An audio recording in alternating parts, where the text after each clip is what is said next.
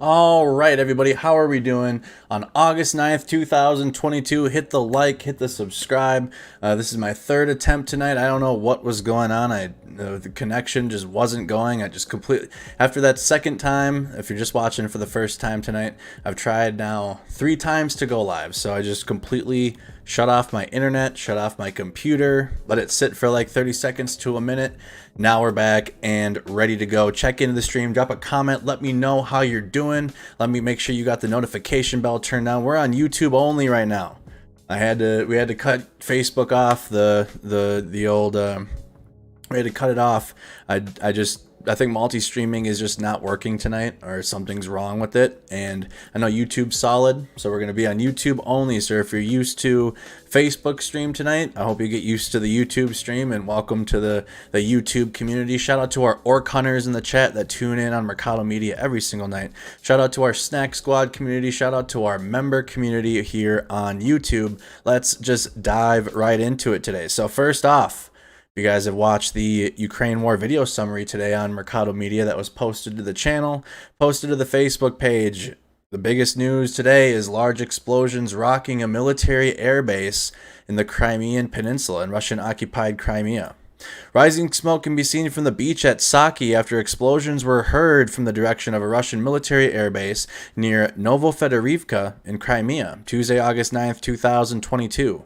The explosion of munitions caused a fire at a military base in Russian-annexed Crimea Tuesday, but no casualties or damage to stationed warplanes, Russia's defense ministry has said. Per Russian Defense Ministry, or Ministry of Defense. Powerful explosions rocked a Russian airbase in Crimea and sent towering clouds of smoke over landscape Tuesday in what may mark an escalation of the war in Ukraine. At least one person was killed and several others were wounded, authorities had said. Russia's Ministry of Defense denied the Saki base on the Black Sea had been shelled and said instead that munitions had blown up there. But Ukrainian social networks were abuzz with speculation that it was hit by Ukrainian-fired long-range missiles. Videos posted to social networks showed sunbathers on nearby beaches fleeing as huge flames of pillars of smoke rose over the horizon from multiple points, accompanied by loud booms. Crimea Today News said on Telegram that witness reported fire on a runway and damage to nearby homes as a result of what it said were dozens of blasts. Russia's state news agency TASS quoted an unidentified ministry source as saying the explosion's primary cause appeared to be a violation of fire safety requirements. The ministry said no warplanes were damaged. Ukraine's Ministry of Defense sarcastically said on Facebook, the Ministry of Defense of Ukraine cannot establish the cause of the fire, but once again recalls the rules of fire safety and the prohibition of smoking in unspecified places. Treated. Absolutely treated. I'll show you all where it is. So, occupied Crimea, this is the map. Not doing a map breakdown yet, but I'm just going to show y'all where it is. It'd be easier to pull it up on this. It's right outside, right north of, it's north of Sevastopol to the northwest of Simferopol. So right here, Novofedorivka, the Saki airfield. So let's pull up. That's quite a distance from the Ukrainian front line, so I'm going to circle that quick. Novofedorivka is here. Oops. Too big. Right here. In Crimea. See how far away it is from the front line. I'll do this again for our map breakdown. I just want to see now. The Saki airfield and the Ukrainian front line. Okay, apparently I need to zoom in a little bit. About 215 kilometers away.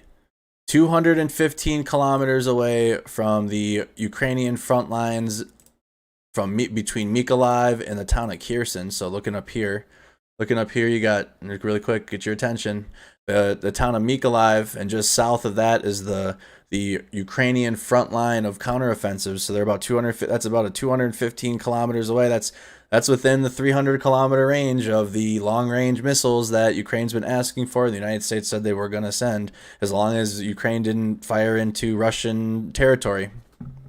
But that's within the range from the Ukrainian front line in Mykolaiv. Let's continue on. Ukraine's defense ministry, so I read that part. As presidential advisor Oleksiy Astrovich said cryptically in his regular online interview that the blasts were caused by either a Ukrainian-made long-range weapon or were the work of partisans operating in Crimea. During the war, Russia has reported numerous fires and explosions at munition storage sites on its territory near the Ukrainian border, blaming some of them on Ukrainian strikes. Ukrainian authorities have mostly remained mum about the incidents. If Ukrainian forces were in fact responsible for the blasts on the airbase, it would be the first known major attack on a Russian military site on the Crimean Peninsula, which the Kremlin annexed in 2014. Let's go to the video. We'll go through this video timeline again in a little bit too for viewers that hop in a little later. According to Baza, there was an explosion in Novofedorivka in Crimea. So this is going to be a quick rundown of all the video from the explosions in the Crimea Peninsula today on August 9th, 2022. A 4-second clip. You can see it in the distance, a residential area within Ukraine on the Crimean Peninsula. Here's another one. Another video from Novofedorivka, Crimea, where there was multiple explosions.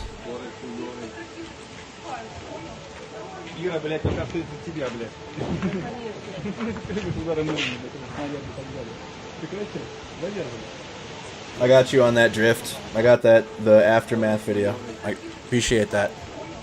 So again, seeing it through some residential areas. Here's a picture. You can see the plume of smoke in the Crimean Peninsula. Continuing on, here's more footage from the vicinity of the Saki Airbase in Crimea.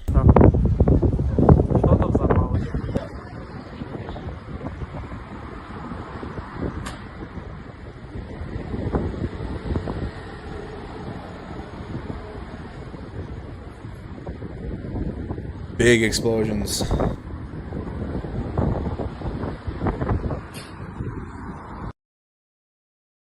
Got still image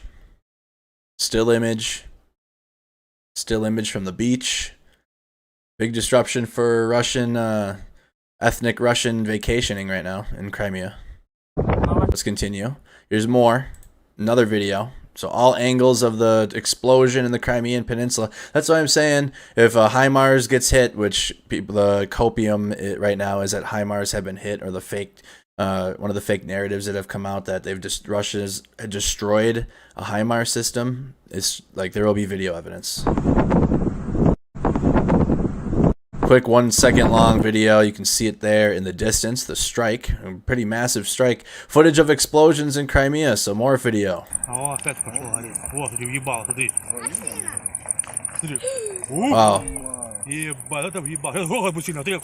Не бойтесь.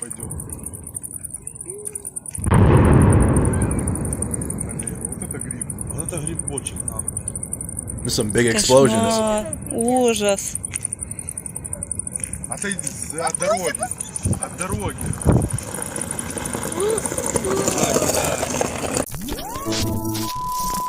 Okay, so video. There's more footage from the vicinity of the Saki Airbase. The Saki Airbase is in Russian-occupied Crimea, so it is a Russian airbase, yes. This all happened in the early morning of the 9th in Crimea, or in Ukraine.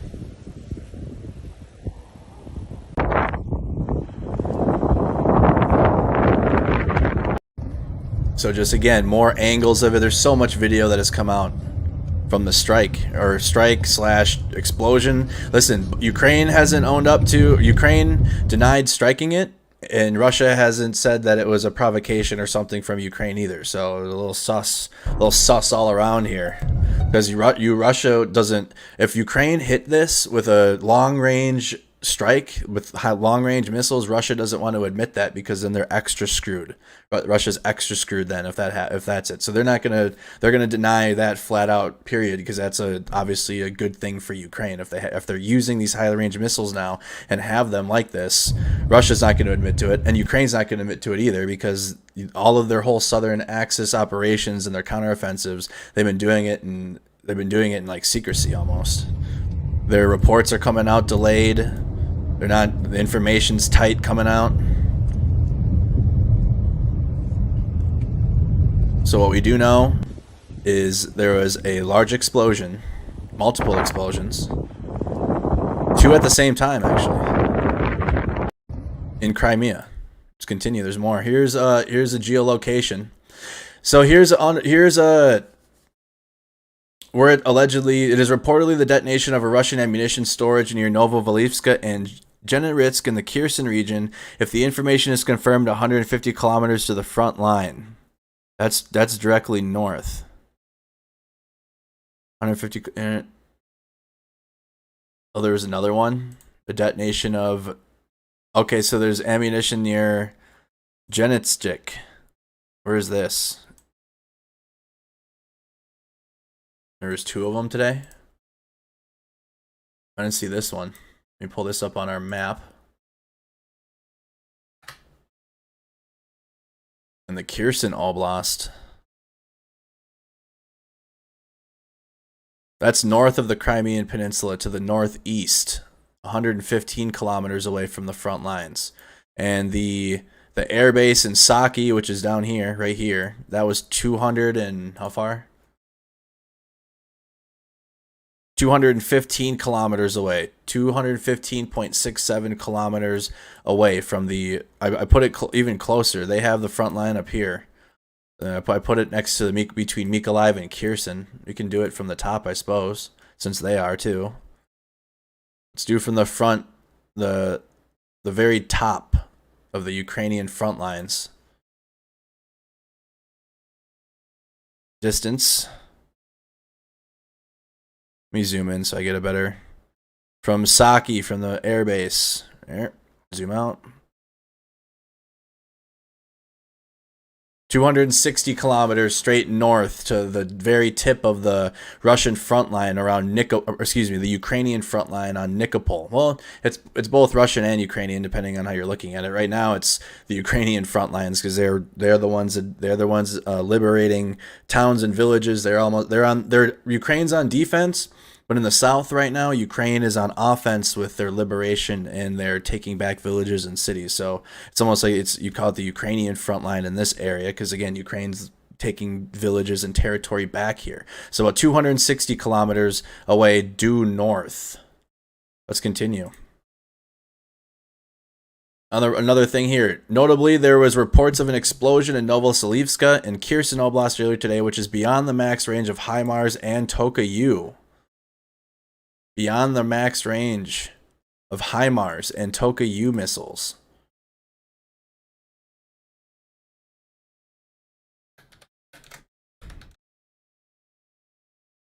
HIMARS max range. Is it though? 300. That's what I thought. It's between 200 and 300 kilometers. That's within the range. I don't know. It's 300 kilometers is within the range, and I'm pulling up 260. Max effective firing range is 200 to 300 kilometers. Maximum firing range is 300 kilometers. And we're looking here. Let's go back one more time. That's even further back, 260 kilometers. So let's do. Hold on. Let's do it from even from Odessa. How far away is Odessa from there? That's 268 kilometers. That's within the range. Hold on. Let's do it like over here too. Over by Odessa. That's again, Ukraine hasn't admitted to this, but just seeing that's 269 kilometers. That's within the HIMARS range. I don't know what they're talking about here. Unless I'm misunderstanding something. They're saying that Rob's saying that it's beyond the max range of HIMARS and Tokayu missiles, but it's within. Let's do Tokayu. Tokayu range. Yeah, it's out of the max. It's out of the range of Tokayu missiles. 70 kilometers, 120 kilometers for a Scarab B. Right, I know that. That's what okay, you're right. So for the missiles that United States has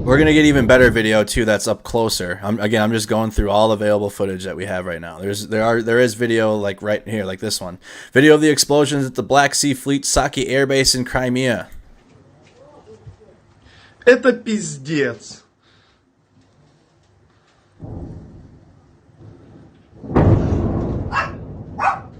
I'll do a poll in the chat. We haven't done a poll in a while. All right, let me play this while I do it. What happened in Crimea? I'm gonna give some options, and you can vote which one you think happened. В рот мне...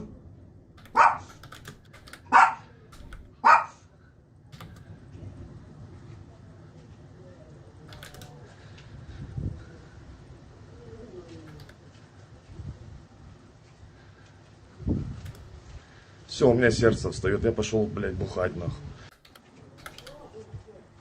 Это пиздец.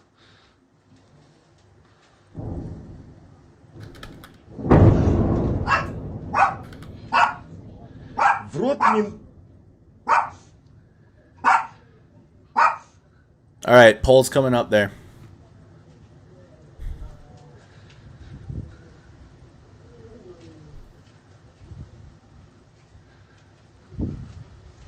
Все, у меня сердце встает, я пошел. Keep going. There's like literally 30, 40 videos out at least. So we have so much video to go through. Video of explosions at the Saki Airbase. Here's even more. A little bit further from a distance. You can see the explosion through the trees there.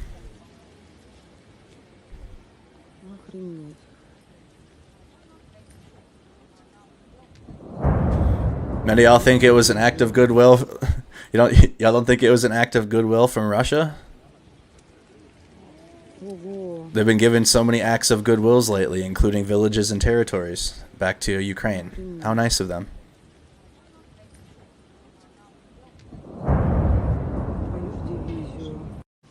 No sign it was. It wouldn't have been from the air. It wouldn't have been from a jet. It would have been from one of their high mobility rocket capabilities.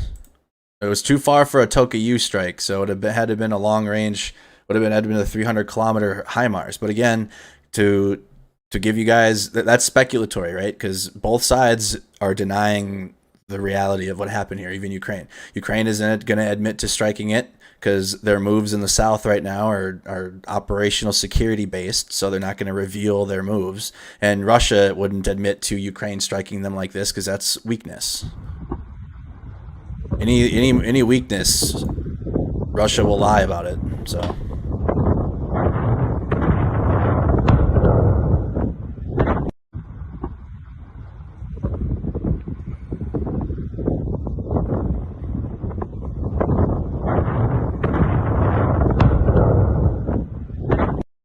Okay, keep going.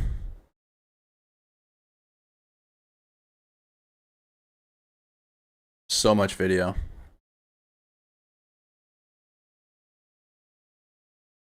Nope. Let's go. Let's do this. I must not have been in the right thread. There's so many. Excuse me. There's so many Crimea videos today. Crimea. Go. Here's the one from Nexta. The administration of the Crimea annexed by the Russian Federation reported explosions on the peninsula. The local media report that a strike was carried out on a Russian military airfield.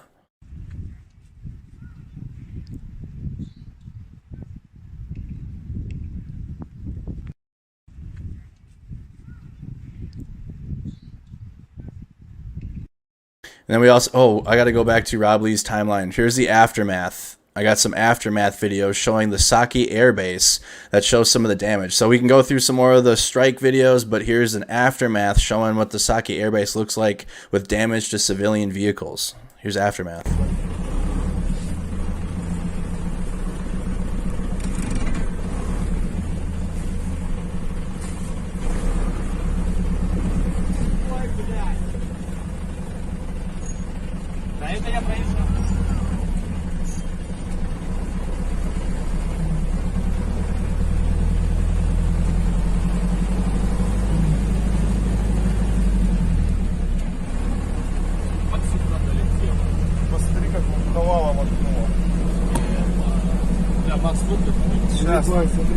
Прямо остановись, я буду. Насквозь.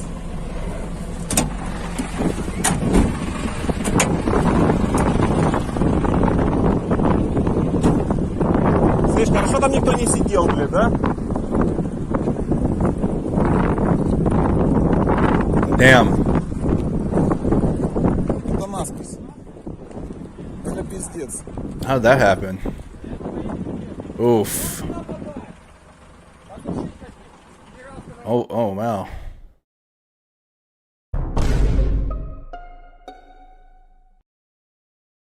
Wow. So damaged cars. I'm not seeing many other aftermath videos coming out there, but we got some damaged vehicles there. That's what I'm saying. If the accurate, the overall damage must be massive.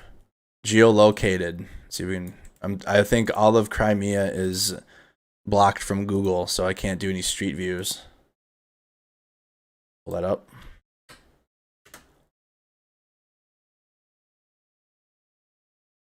Oh, we got one.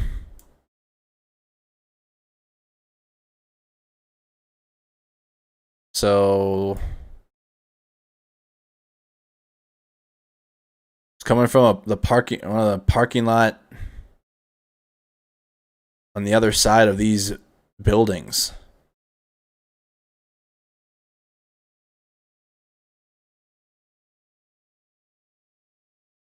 I want to see like a full area damage assessment of the entire region. Here's another video. It's a short one, but it shows a damaged Su-24 plane from the strike. There's only 2 aftermath videos I've seen. Completely destroyed.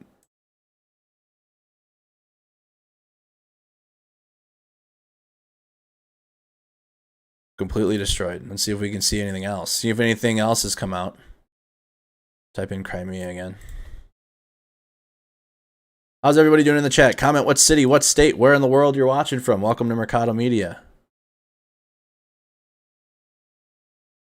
Crimea 2023.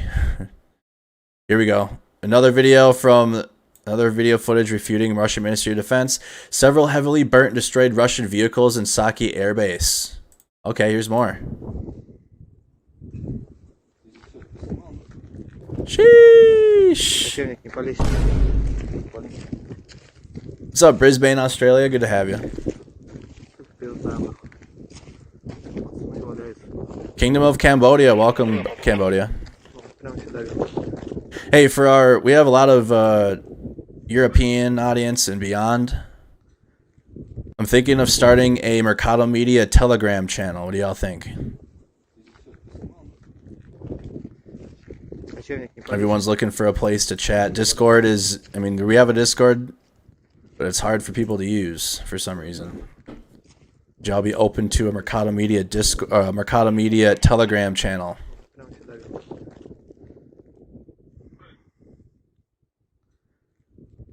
So you got destroyed Russian vehicles in the Saki Airbase. Let's see if we got more.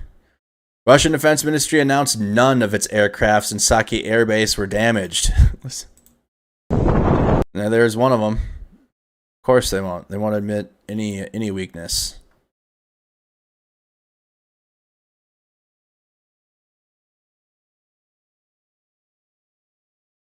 You saw that. I'm seeing if you got a statement from Zelensky. Building damaged by shockwave after the explosions. Well, we can't see like the immediate destruction area though.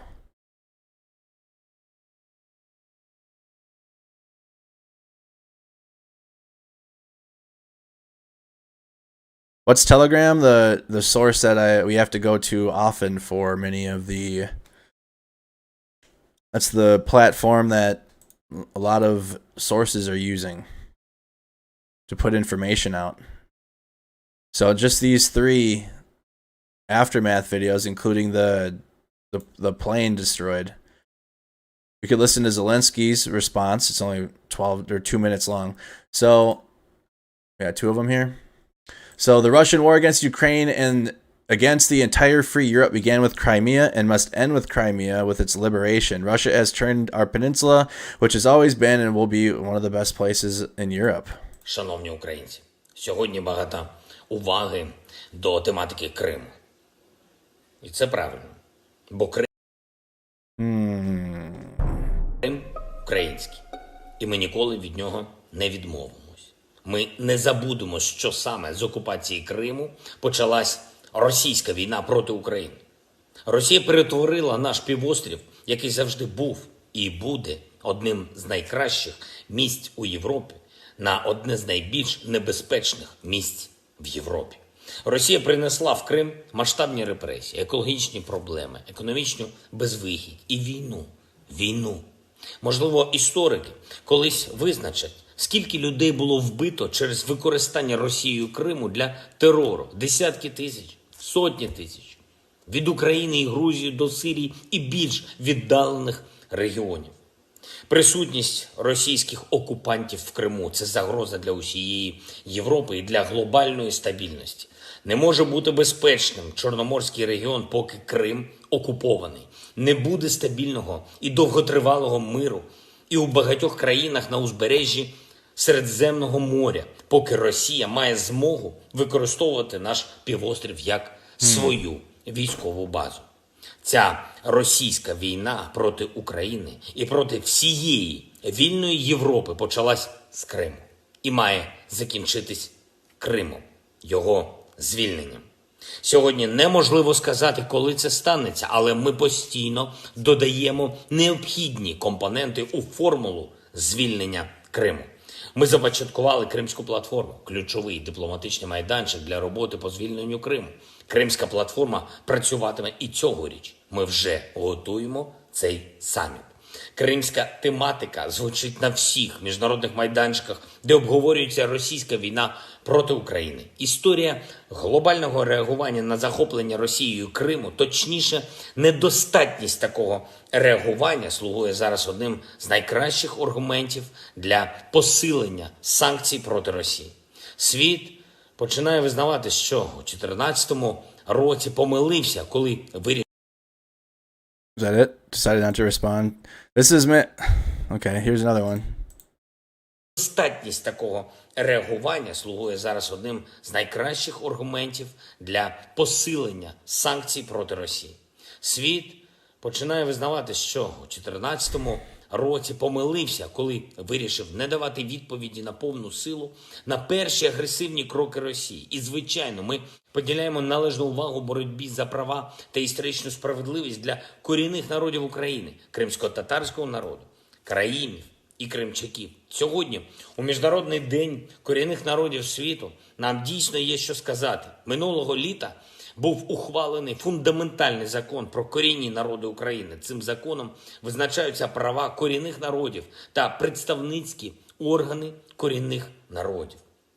Україна – багатонаціональна держава. На нашій землі протягом століть жили і живуть різні національні спільноти, але більшість з них мають свій досвід державотворення за межами України. Наша ж держава рідна для народів, чиї національні культури і прагнення формувались в Криму. Тому, коли ми працюємо для звільнення півострову, ми боремось і за відновлення територіальної цілісності нашої держави, і за повернення дому корінним народам України. Я вірю, що так і буде. Я знаю, що ми повернемось в український Крим. І я вдячний усім нашим партнерам та міжнародним організаціям, які допомагають нам у цьому.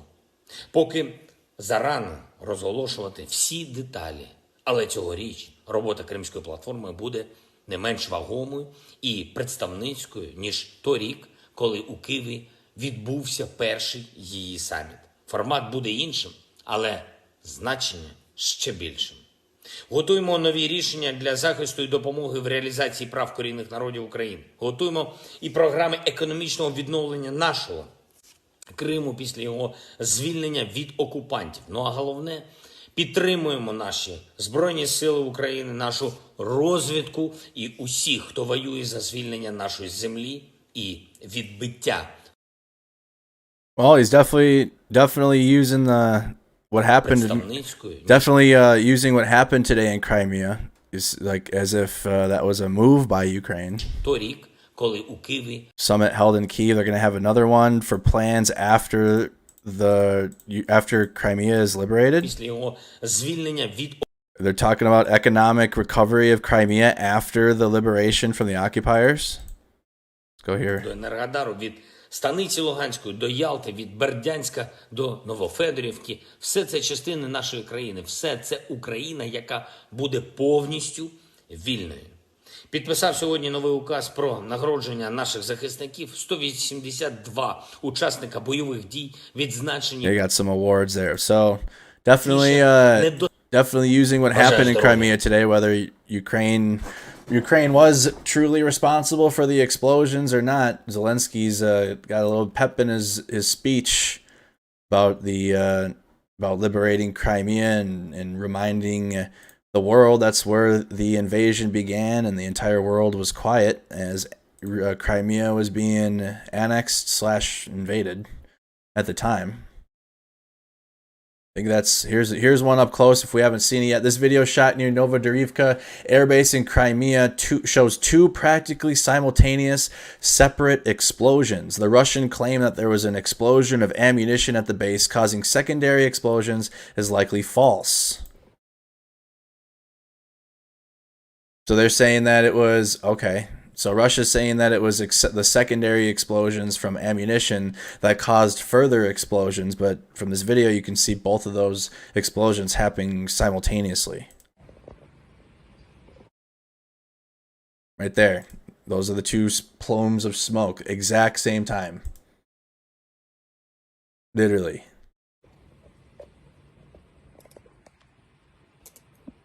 Поближе сделаем.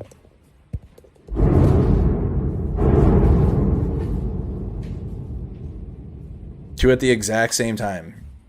Oh.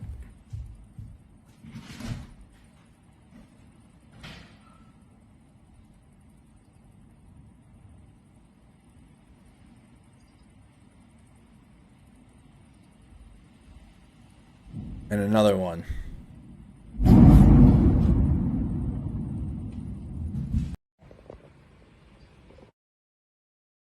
More from a distance. Video of the explosion at the airbase in Russian-controlled Crimea, 200 plus kilometers from the front line. 260 kilometers, to be exact. Big explosions in occupied Crimea today.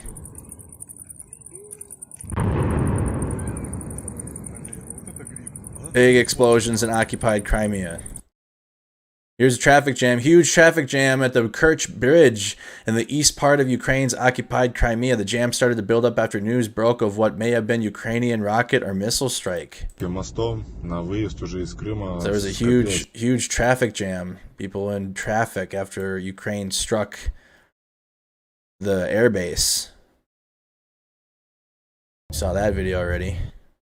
So not too many aftermath videos. We got Zelensky's response. I don't think we've seen this one yet. This is at the vacation spot on the beach. You can see all the vacationing people that don't care that there's a war going on directly north of them. No, the war has brought itself to them. Надо ехать. Нет, это все какой-то трэш. Мам, да домик ничего нам не сделает, твой деревянный домик.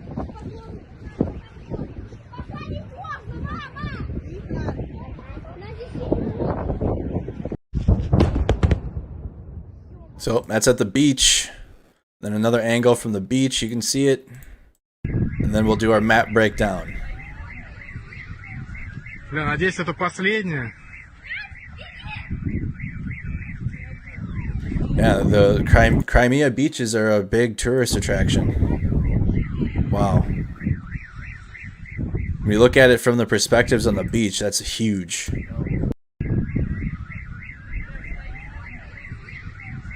Бля, надеюсь, это последнее.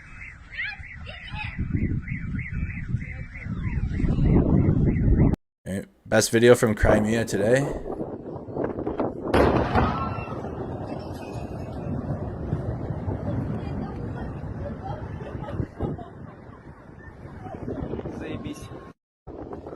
Having a smoke. I wonder if he's against the Russian occupation.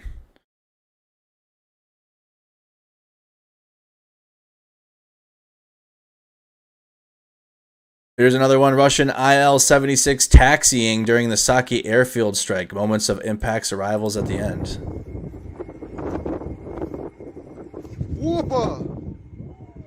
God dang.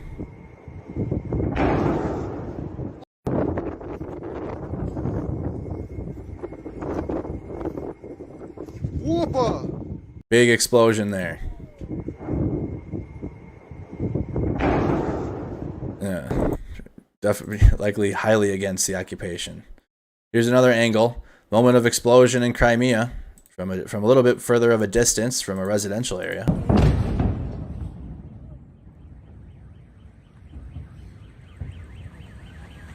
That's a clear video there.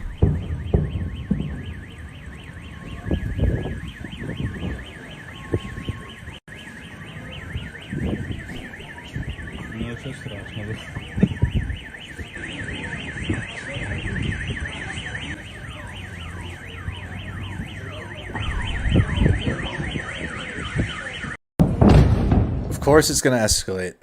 It's only going to go. That's the only thing that can happen. Oh, here's another one. Total destruction in Russia's army Saki base in Crimea.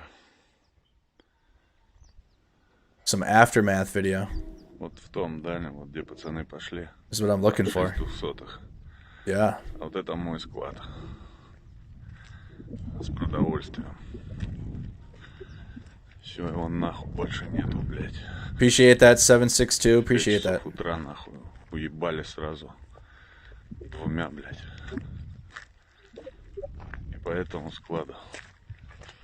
И потому там пацанов, блядь. Короче, хули говорить, жопа. Вот так вот они нас ебашут. Dang, that's destroyed. That's probably the most on the ground video footage I can find from the explosions in Crimea.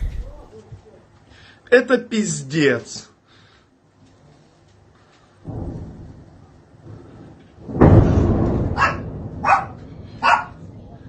В рот не...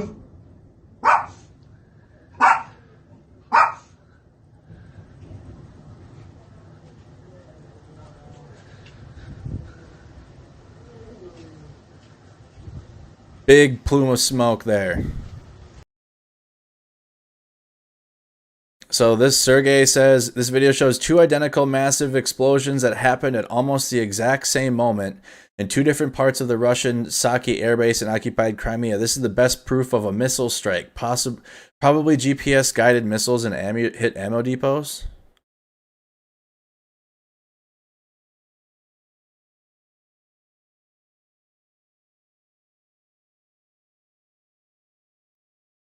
One more time on that. You can see it at the same time. People giving different opinions of it. It's within range of the long-range missiles for sure, but again, Ukraine. There's nothing that's been reported that Ukraine's officially received the long-range missiles. Only rumblings that they might receive them, and they can't strike Russian targets within Russian territory. They gotta just use them to defend their own territory, which is why we've only sent the 70 kilometer HIMARS. This is well within the long range for sure. All right, now let's go. So that's enough on Crimea. We have plenty of news to go through. Let's get the map breakdown. Let's get the latest territorial changes and gains and losses, which will likely include some Crimean Peninsula information while we're at it here. So let's get into it. While we're doing that, let me know how y'all are doing in the chat. I'm pulling up the maps, getting the map section fired up, and then we're going to go through even more video. That was just all about Crimea. We got combat footage to go through, and there's other things as well. Let me pull up the map. As we're going here, how is everyone doing in the chat? Did y'all drop a like on the stream? Have you made sure you've subscribed to the channel so you get all notifications for future updates that is going on in Ukraine? You guys are an awesome audience. Again, shout out to our orc hunters, shout out to the snack squad, shout out to our member community over here on YouTube. So, just going to read some updates here. The Ukrainian General Staff made no mention of Izium in its 1800 situational report on August 9th, nor did prominent Ukrainian sources, despite Western sources' claims of an ongoing Ukrainian counteroffensive in the area. I've been talking about this for a few days now. There's a counteroffensive in Izium as they're taking back villages and cities, and I'll pull that up on the map and show you where I'm talking about. This silence represents a noteworthy departure from previous Ukrainian coverage of the Kharkiv-Donetsk axis. Counteroffensives. We'll talk about it. Russian and Ukrainian sources reported a series of large explosions deep within Russian-occupied Kherson Oblast and Crimea on August 9th, but Ukrainian officials have not claimed responsibility for them as the time of this publication. Social media users reported witnessing 12 loud explosions at the Saki Airbase in Novofedorivka in the Crimean western coast. Social media footage only showed the large cloud of smoke and the aftermath of the incident. Social media footage also showed a large smoke cloud near Novolosivka in Henitschik district in the vicinity of the Kherson Oblast Crimean border. Advisor to the Kherson Oblast administration, Serhei Klan, reported that explosions occurred on the Russian ammunition base, but noted that there is no official confirmation of Ukrainian involvement in the incident. The Russian Defense Ministry claimed that several aircraft munitions detonated in the storage areas at the Saki Airbase due to poor fire protocol, rejecting reports that Ukrainian strikes or sabotage at the military facility caused the explosions. The Russian Defense Ministry added that the incident did not cause any casualties or damage to Russian aviation equipment. Just keep going. The Russian Health Ministry claimed that 5 civilians were wounded in the incident, however. Social media footage also showed firefighters extinguishing a burning plane, which contradicts the original Russian Defense Ministry's claim, which we saw during the video breakdown. The plane that was on fire and all the damage. Russian appointed head of Crimea, Sergei Akskinov, claimed that Russian officials are only evacuating a few residents in homes near the airbase. But social media footage showed long traffic jams approaching the Crimean Bridge and the departure of several minibuses, reportedly with evacuees. Russian propagandist Margarita Simonyan claimed several minibuses, reportedly with evacuees. Russian propagandist Margarita Simonyan claimed that the incident was a result of a sabotage rather than a missile or rocket strike.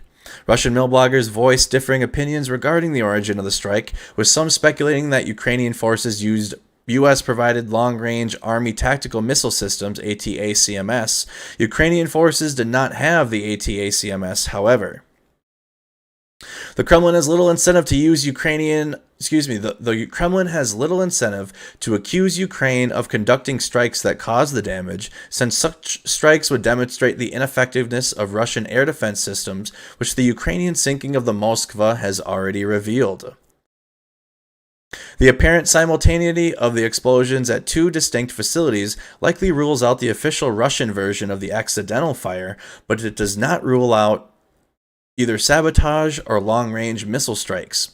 Ukraine could have modified its Neptune missiles for land attack use, as the Russians have done with both anti-shipping and anti-aircraft missiles, but there is no evidence to support this hypothesis at this time. Russia launched an Iranian satellite into orbit on August 9th that could be used to provide military intelligence on Ukraine.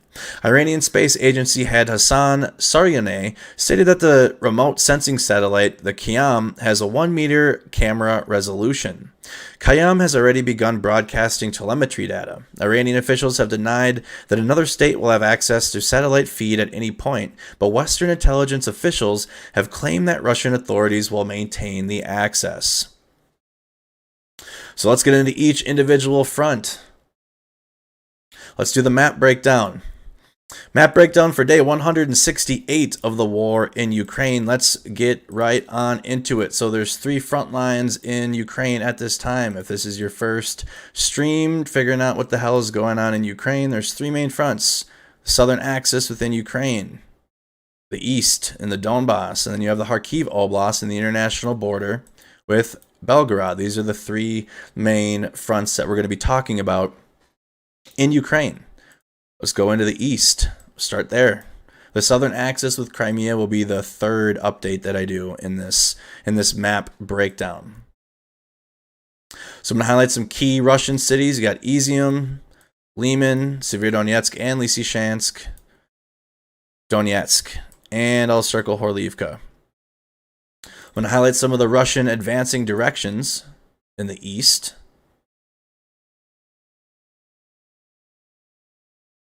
And the direction the Russians are moving with the arrows. Attempting to move / moving. A lot of it is attempts. Then I'm going to highlight some of the key Ukrainian-controlled cities here.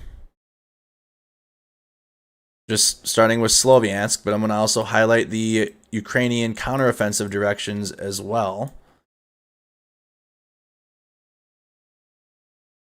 Okay, let's get into it. Starting with Sloviansk. Russian forces the Ukrainian General Staff and local officials reported that Russian forces continued to shell settlements northwest and south of Izium along the Kharkiv-Donetsk Oblast border in the Sloviansk direction on August 9th. That's the only report on Sloviansk, is shelling around the region. The Ukrainian counteroffensives are picking up here, specifically in Dubrovny. Let's zoom in. This is where the Ukrainian counteroffensives is taking place to the south of Izium, as Ukrainian forces are advancing towards Izium in the Liman direction, because Russia has moved a lot of their equipment to go assist in the southern Axis defense, as the Ukrainian counteroffensives have picked up in that area as well. Zoom back out.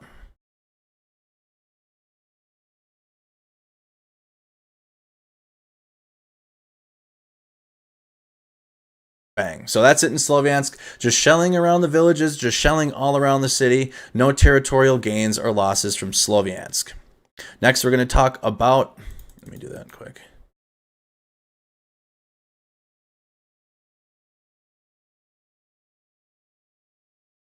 Next, we're going to be talking about the town of Seversk, which is to the east of Sloviansk. Let's pull that up. Russian forces conducted limited ground attacks east of Seversk on August 9th. Ukrainian artillery forced Russian forces to retreat from an attempted ground assault in the Spirny area, which is 13 kilometers southeast of Seversk. Russian forces similarly retreated after a reconnaissance and forced effort near Ivano-Darivka, which is 10 kilometers southeast of Seversk, following Ukrainian bombardment. Russian troops continued to shell Seversk and nearby settlements and targeted Hyorivka with an airstrike. So just reconnaissance and force efforts to assess the area, limited ground attacks on Seversk, but no territorial gains, and also further retreats from the Russian military after the advance in Seversk.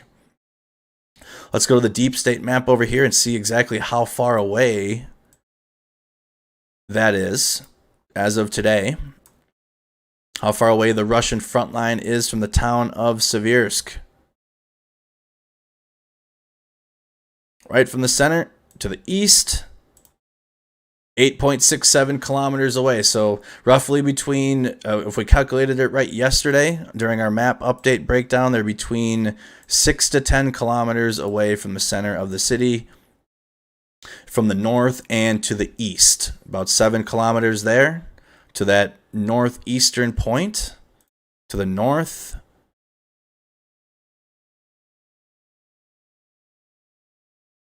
To the north, 7.6 kilometers away, so between 6 to 10 kilometers away from the town of Seversk. All right, next we're going to be going into the town of Bakhmut. Oops. The town of Bakhmut, which is just south of Seversk.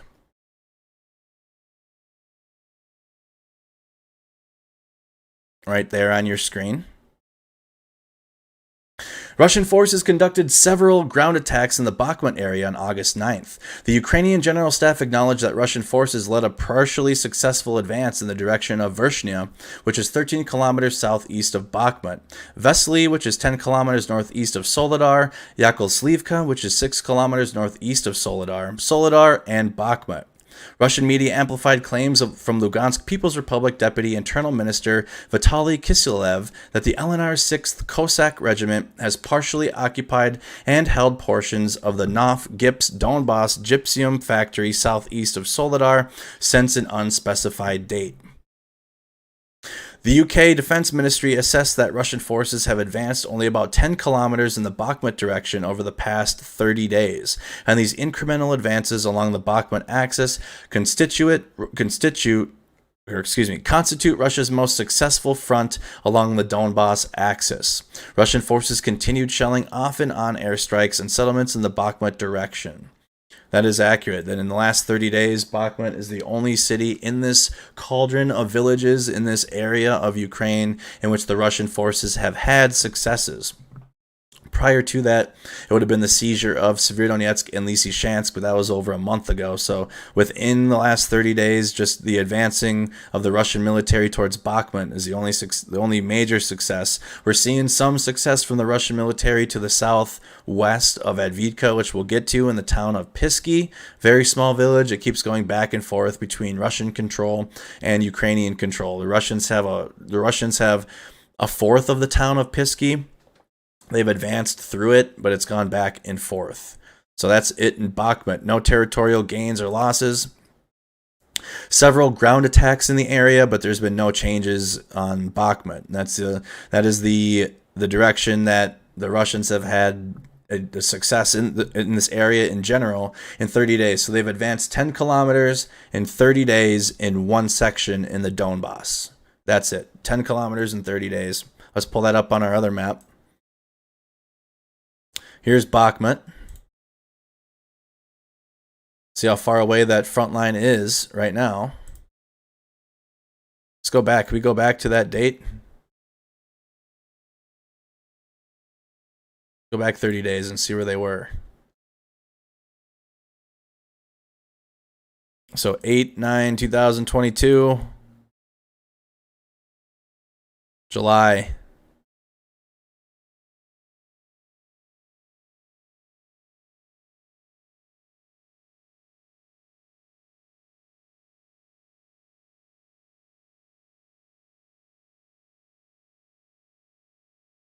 Nothing's changed.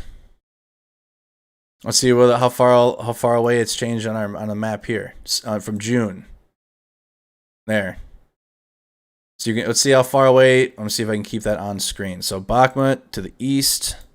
Okay, 12.7 kilometers, and you can see here that's when the Russians took Severodonetsk and Lysychansk. That was back in June.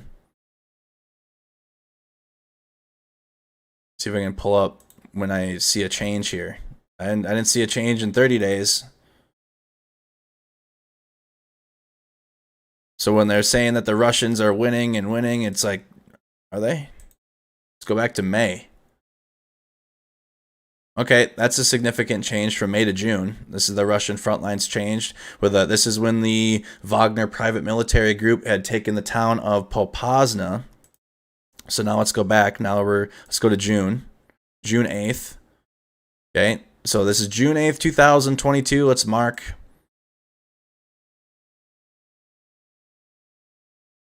There's the front. That's a little thick. See if the front line changes here towards Bakhmut. Okay, June 8th, 2022. Now let's advance up. Let's go to like June 30th. Okay, the line expanded to the south and to the north of the Russian advancing direction east of Bakhmut. So we have expanded some. So where we're at now, like yellow or this brownish color. You can't see that.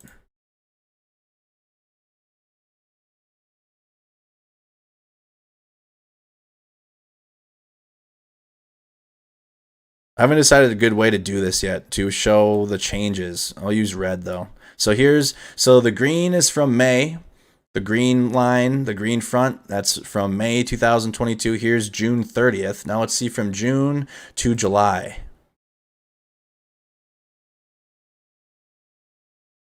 July 30th.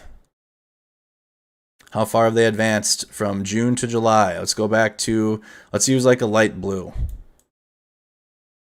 So that way all three colors are different. Let's use this light blue color just for this area. Okay, so then 2 months. 2 months, this is as far as they've moved. Okay, so how far is that? Oh, and then I can pull up August. Let me pull up August as well. So that's May. May is in green. June is the red. July is the blue. Let's go to August. Let's go to today, August 9th. Okay, then they gained some more. Let's do pink. Like this purplish pink there. So here's every gain over the last 3 months that they've had. The green being their front line in May, the red being their front line in June, the blue being their front line in July, and the pink that you see on the outline is their current front line. Let's see how far away that is. Let's see how far.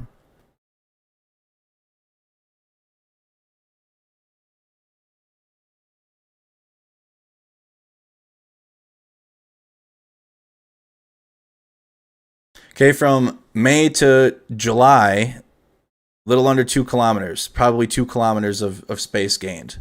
2 kilometers. From May to August, 3.36 kilometers. 3.36 kilometers away. Let's go just in general from the town of Bakhmut, the center of it. So back to May, the Russians were 13.18 kilometers away to the east.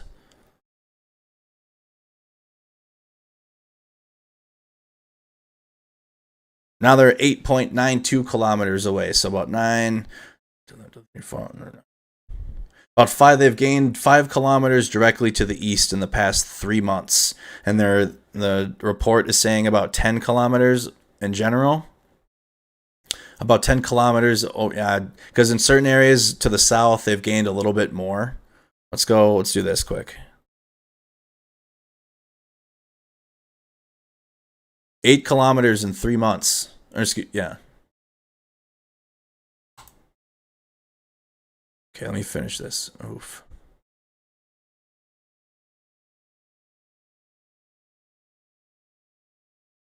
Okay, let me finish this green off quick so I can get the full distance here.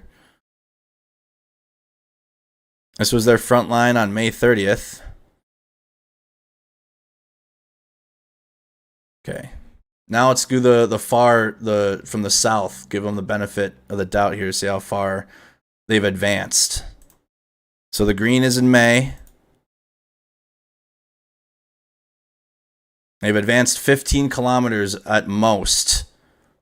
15 kilometers at most. So between 8 to 15, they gave them 10.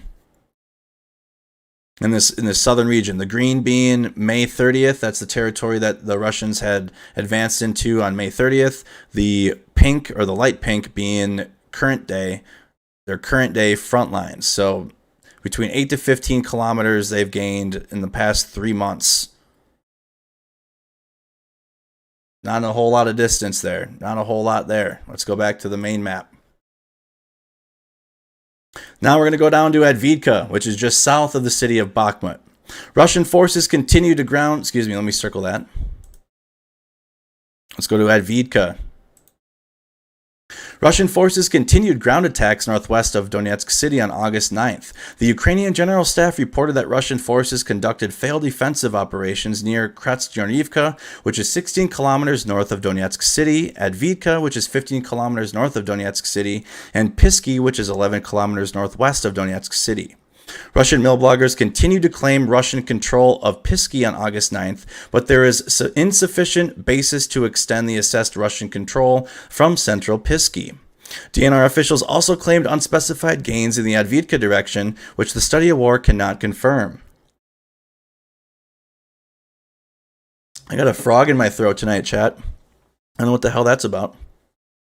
Ukrainian forces neutralized Russian reconnaissance and force attempts toward the Donetsk-Zaporizhia Oblast border near Velka, Novoslivka, and Vermivka, which is 75 kilometers west of Donetsk city. Russian-led forces continue to target settlements across southwestern Donetsk with artillery and airstrikes. So just ground attacks in all and around Donetsk city.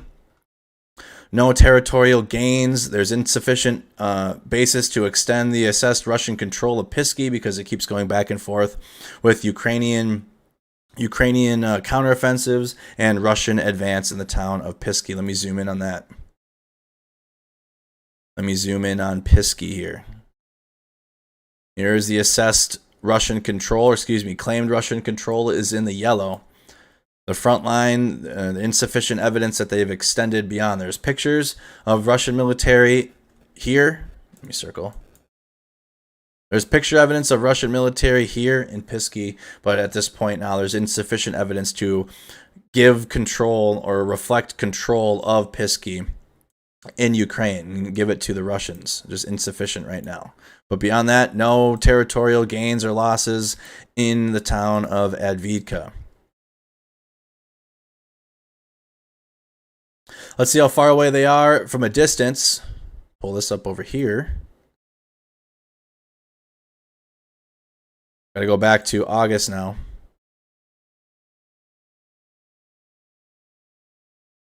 Okay, August now. Let's go down to Advidka. We can also see some of the let's look at some of the units that are down here as well on the other side of Donetsk. Town of Advidka. About what I think yesterday we had seen their Russians are 6 kilometers away. Yeah, between 5 to 8 kilometers. That's right. So the Russians are between 5 to 8 kilometers away from the town of Advidka. Looking at some of these orc units down here, we got 5th Separate Motorized Rifle Brigade from the DPR. We got the 60th Separate Motorized Rifle Brigade. 11th Separate Guards Motorized Rifle Regiment. The 100th Separate Motorized Rifle Brigade. 61st Naval Infantry Brigade, and then you got the 1st Army Corps base in Donetsk. The 1st Army Corps, and you got the Russians talking about establishing a 3rd Army Corps to assist in these in the 1st and the 2nd, which would come from Donetsk and Lugansk. So between about 6 kilometers to the front lines. From the center of Advidka in the Russian advancing directions, the Russians have stopped trying to advance onto Advidka straight on because it's failed every time. So now the Russians are attempting to go around Advidka through Pisky and they're trying to cut off Bakhmut and the highway between Advidka and the town of Bakhmut. So they're advancing north. They're trying to encircle the town of Advidka since the attack head on has failed every time. And that's it with Advidka. That's going to be it with the entire eastern portion of Ukraine and the Donbass minus Kharkiv Oblast, which we're getting to next. But that's going to be your update on the east here in Ukraine. No territory gains or losses in the entire region. Ukrainian counteroffensives have picked up in the Izium direction. The Russians are going back and forth with the Ukrainians in the town of Pisky, which is south of Advidka. But beyond that, no territorial gains or losses. Now let's go up to Kharkiv City and the international border. Kharkiv City international border with Belgorod. I'm going to circle Belgorod in Russia. Kharkiv is in Ukrainian territory. And we'll just leave it at that. Let's see what we got. Russian forces conducted no confirmed ground assaults near Kharkiv City on August 9th. Russian forces continued active fighting along current lines and conducted an airstrike near Verkhny Saltiv. The Ukrainian General Staff also noted Russian UAV aerial reconnaissance operations. Russian forces continued routine shelling of Kharkiv City and surrounding settlements with tanks, tube, and rocket artillery and unspecified missiles. So no territorial gains or losses. Nothing's changed here. Nothing's changed at all in Kharkiv City. Just shelling of civilian populaces. No territory gains or losses. Now let's go to the southern axis in Ukraine.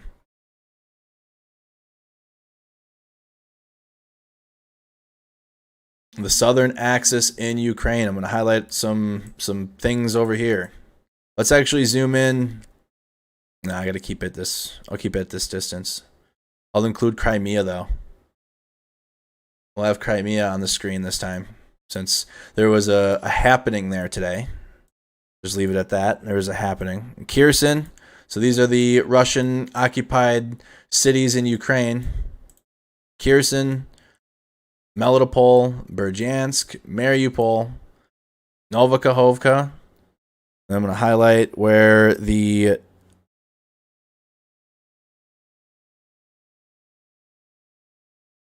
just below that. I'm going to highlight where the airbase that was hit today in Crimea. What am I missing? Okay. Right here, just in the Crimean Peninsula. I'm going to point to it. Use an arrow. There. There you go. That's the airbase. Should I draw?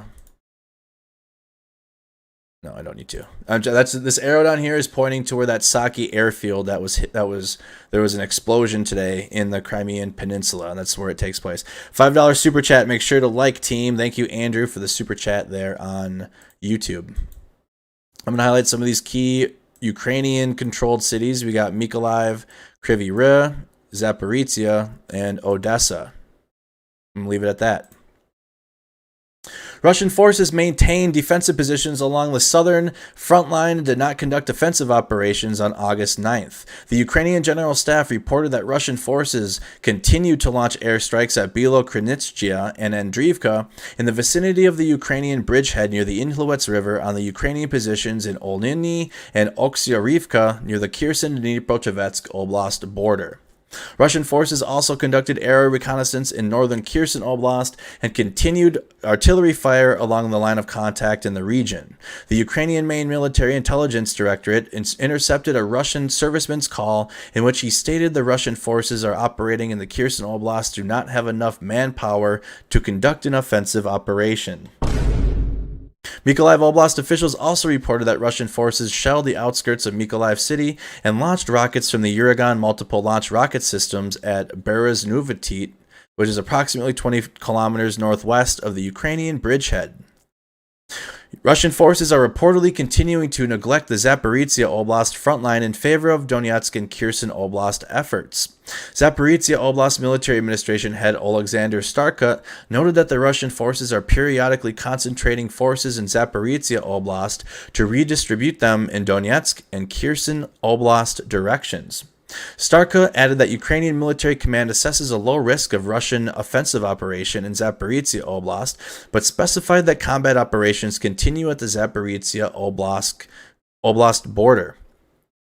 The Ukrainian Southern Operational Command did not report any changes in the Russian troop composition in Kherson Oblast on August 9th. Ukrainian officials maintain that Russian forces are continuing to fire using artillery systems situated at the territory of the Zaporizhia nuclear power plant in Inodohar. Let me highlight that on our map. Oops, that's not in Ukraine control. The NPP is at Inodohar here on the map. Starka stated that Russian forces continue to use the territory of the Zaporizhia NPP to shell Nikopol and use the plant as a nuclear shield. Ukrainian officials and social media users reported several explosions at Russian military bases and ammunition depots across the southern axis on August 8th and August 9th. Advisor to the Kherson Oblast administration Sergei Klan reported that Russian ammunition depots suffered secondary explosions for over an hour and a half at Novoselivka near Henetschik, which is approximately 35 kilometers north of the Crimean border. Russian and Ukrainian sources reported a series of explosions at the Russian Saki Airbase in occupied Novodarivka in western Crimean coast. Melitopol Mayor Ivan Fedorov also reported 10 explosions at Russian military bases in the western part of Melitopol. Ukrainian officials have not yet taken responsibility for the strikes on Russian military infrastructure as the time of the publication. The Southern Operational Command only confirmed that Ukrainian forces struck Russian positions in Syrnivka, which is approximately 31 kilometers east of Mykolaiv city, and 2 command posts in the Berislav and the Khersinivsky districts. So the only confirmation of a strike from the Ukrainian military in this region is going to be on Snurivka, which is 31 kilometers east of Mykolaiv city. Let's pull that up. The town of Snurivka. So this is what the Ukrainians have admitted to shelling. It is to the east of Mykolaiv, but have not admitted to shelling or striking the airbase in the Crimean Peninsula.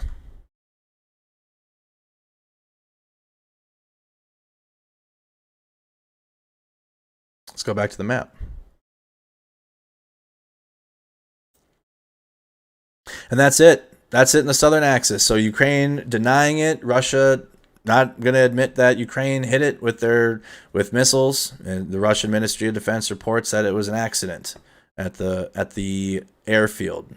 That's going to be it for the whole southern axis. We'll get into it during our video update on the live stream here, and we'll cover a little bit more that we have. We've covered a lot of the video at the start of the live stream that's come from Crimea, but we'll touch on it again. That's it for the southern axis for today. Now we're going to talk about mobilization and force generation efforts. So how the Russian military is recruiting, how they're paying their military, what units are going over there, who's going over there. Let's get that information right now.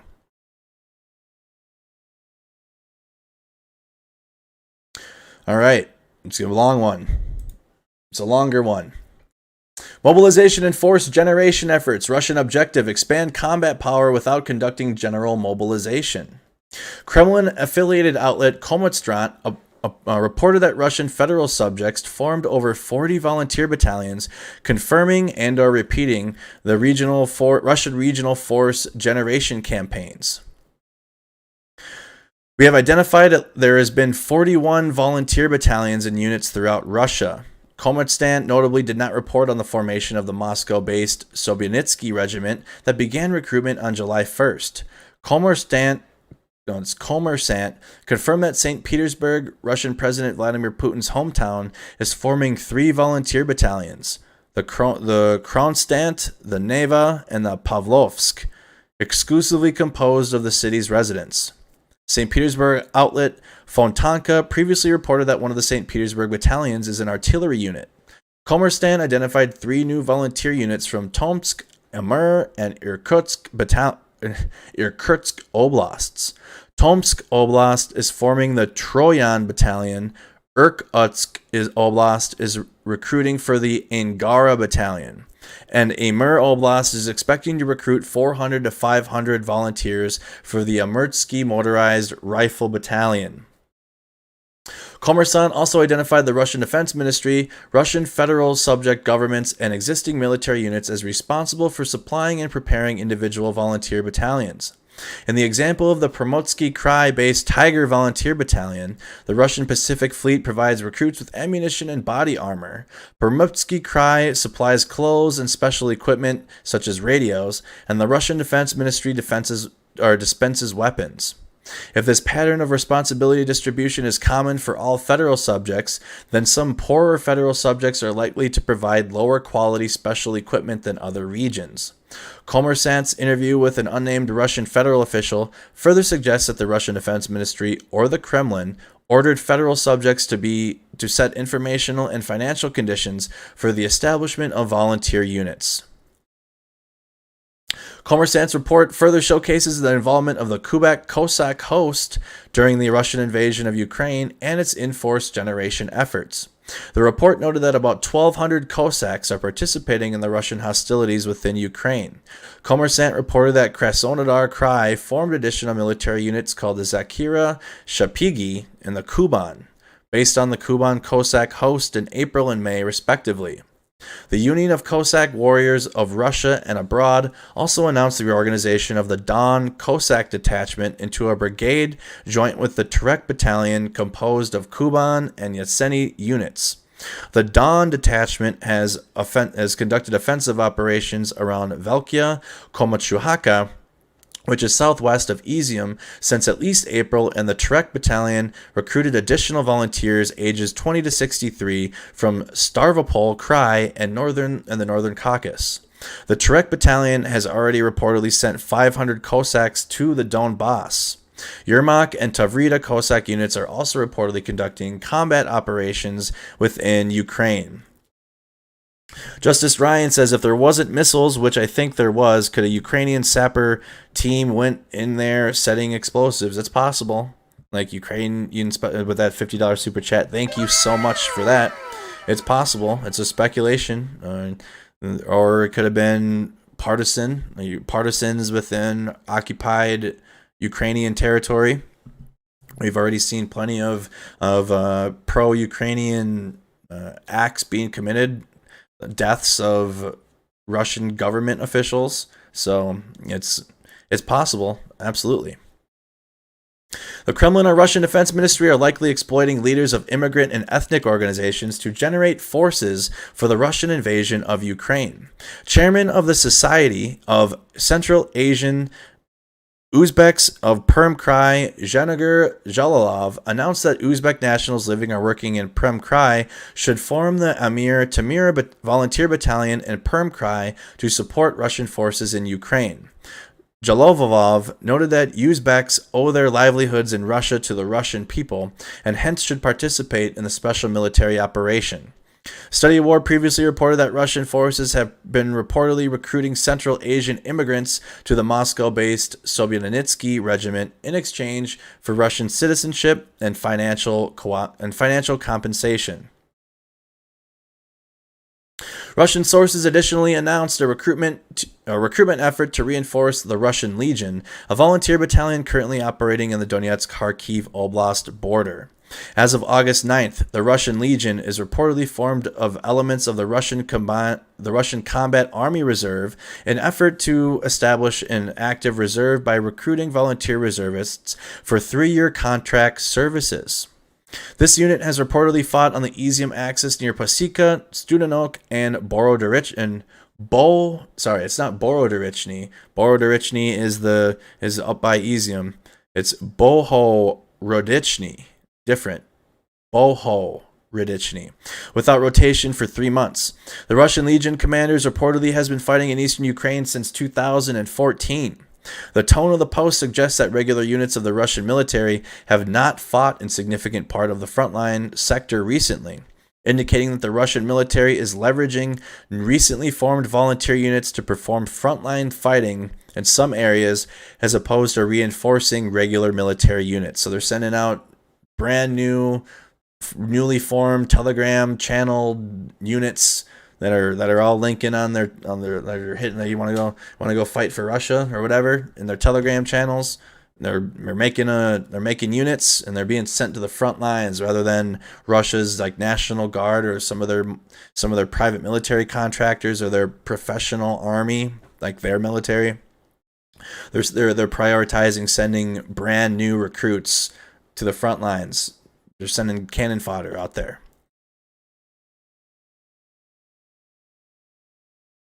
Activity in occupied areas. So this is going to be about the cities that Russia has plans to annex / what's going on within these occupied cities in Ukraine.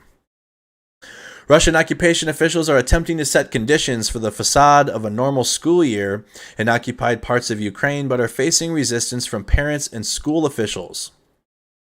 The Ukrainian head of the Kherson Regional Administration, Yaroslav Yanostechevich, reported on August 9th that the Russian occupation officials in Kherson Oblast are offering parents approximately 4,000 hryvnias a month, which is approximately $108, to enroll their children in Russian-run schools for the autumn term. An advisor to Yanovsevich and Sergei Klan reported on August 9th that occupation officials are struggling to find locations to host polling stations for the sham annexation referendum in Kherson and are pressuring schools and school principals to help organize the referendum to allow schools to be used as polling stations. Russian officials are increasingly overtly involving themselves in the planned pseudo-referenda that the Kremlin will use to claim that Russia has legitimate claim to annex occupied Ukrainian territory, despite Kremlin spokesperson Dmitry Peskov's claim that it is not Russians who are holding the referendum. The Russian So does that make sense? That's the same thing that happened in the Crimean Peninsula. This is a 100% the Kremlin hosting sham referendum in these cities, which they did in Crimea. They're saying that it's the Ukrainian populace that's holding these referendums. They're saying that it's going to be the civilians that want this liberation from the Russian military. It's all garbage lies. And so they're going to say that it's going to be, it's the will of the Ukrainian people type shit, right? It's the will of the Ukrainian people. They want the Russian occupation, and it's not. It's 100% Russian influence and Russians behind what their plans are. I'm not sure if it's going to go through. The Ukrainians are on the outskirts of Kherson. They're heading in. But some of these other cities like Melitopol, Mariupol, Berdyansk, some of these other cities in the southern axis, I'm concerned of that happening, especially in Donetsk and Lugansk. I'm certain that they're going to attempt it and succeed in the way that they succeeded in Crimea, right? To annex Lugansk and Donetsk. However, some of these southern axis cities, I don't think they'll get it done in Kherson. I'm not sure how they're going to do in Melitopol, Mariupol, and Berdyansk, but keep in mind that that's why they're trying to find polling places, likely in schools, because that's going to be harder for partisans to disrupt or to Molotov cocktail it or blow it up or have resistance to the polling places. They're putting it in schools. I'm not surprised. Put it in hospitals or a church next. If they can't find a place in a school with kids, they'll use a hospital or a church or somewhere where a lot of civilians will gather. So that way there can't be a strike on it, and they'll use those people as human shields in a sense. Ukraine Center for Strategic Communications announced on August 9th that the Kremlin has crossed a red line by formally announcing a referendum in Zaporizhia, waging an aggressive colonial war to annex Ukrainian territories, seeking the destruction of Ukraine's statehood. The center urged all residents to resist the occupation and noted that Russia has made a bet on Melitopol, which is in Zaporizhia Oblast, not on Kherson, because the Kremlin understands the inevitability of losing their bridgehead on the right bank of the Dnipro River, the Antonivsky Bridge. The center promised that Ukrainian forces will liberate Zaporizhia, Kherson, and all occupied territories. So maybe you've given up on Kherson. I don't know what. Kherson's, the Ukrainian military are between 10 to 15 kilometers away from the region. There's been just in the last week, we're seeing happenings in Crimea. Unclear what the true of what happened yet. And we're seeing the Antonivsky Bridge to the east of Kherson on the Dnipro River continue to get shelled, which if that bridge gets taken out, the Russians are damn near completely cut off in that entire region. So let's go key takeaways from everything that I just went through on the map updates for day 168 of the war in Ukraine. Russian forces conducted ground attacks to the southeast of Seversk around Bakhmut. Russian forces conducted ground attacks north of Donetsk City and southwest of Donetsk City near the Zaporizhia-Donetsk Oblast border. Several large explosions hit Russian positions near Sevastopol, north of Crimea, but Russia did not blame Ukraine for them, and Ukraine has not taken credit for them. Russia launched a surveillance satellite for Iran. Western media has reported that Ukrainian counteroffensive is underway near Izium, but the Ukrainian General Staff was notably silent about the area in its evening report. Ukraine is for sure going on a counteroffensive in Izium. They have to. If they want to take any territory back right now, they have to take advantage of Russia moving all their units to the south to assist in the Ukrainian counteroffensive there. Russia's now reacting now. Russia's in react mode. They're advancing in Bakhmut. That's the one place in 3 months they've advanced 10 kilometers. Between 10 to 15 kilometers, giving them extra space to the south of Bakhmut. In 3 months they've advanced 10 kilometers, and that's the only region in the Donbass in which Russia is advancing right now. Now Russia's on the react mode. Russia's reacting to Ukraine's counteroffensives, and that's where Ukraine wants them. That's exactly where Ukraine wants. If Russia's now reacting to Ukraine's moves, that means Ukraine has the upper hand in their tactics right now, which in general, Ukraine's military is far better on every single sense of the word than Russia's. Russia's military is terrible. Russian sources suggested that recently formed volunteer battalions are responsible for much of the Izium sector. Ukrainian officials claim that Russian forces continue to fire artillery systems from the Zaporizhzhia nuclear power plant.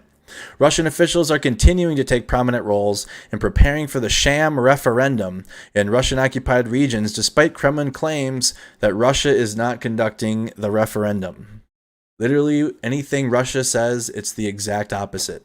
So, like, the truth is there. It's whatever words they say, it's the inverse of it. So when they say something like we're not conducting sham referendum, that means that they are conducting sham referendum. That's been like that since the beginning. They are just stone cold liars in every single thing that they say, and it's the exact opposite of what what they're saying is the truth. It's literally a 180 of it. It's not like a different truth. It's like they're honest in a lie, in a sense, is where you can find the truth in their lie. It's just inverse of what they're saying. That's going to be it for the map breakdown. Any questions y'all have before we go through the rest of the video? Let me pause that. That's going to be the map breakdown today. Let me pause that. Let me shout out to editor Larry for editing these map breakdowns together. Any questions the chat has right now? Let me have something to drink. I don't know tonight. My mouth is like extra dry. I haven't even had a safety meeting. Probably because probably from the stream failing at the beginning. I'm all crabby. Any questions y'all have before we move on to the video clip section? We are on YouTube only right now. YouTube only. Facebook, I was trying to go live to Facebook and YouTube, and it said nope.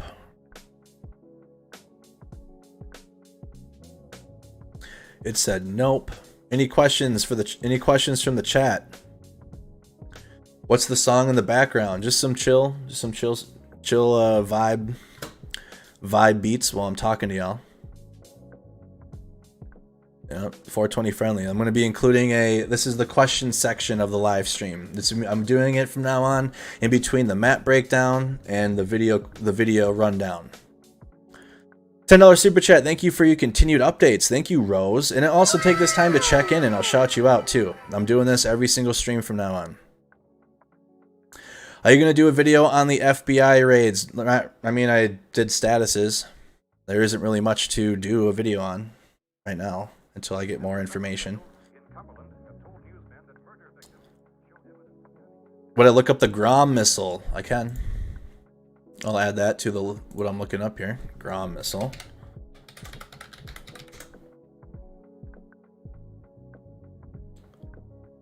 The Grom, meaning thunder in Polish, is a manned portable air defense system produced in Poland and based in the Soviet manned portable infrared homing surface-to-air missile. 72mm anti-aircraft missile with a flight speed of 650 meters per second. What's the distance? It's fired from a man-pads.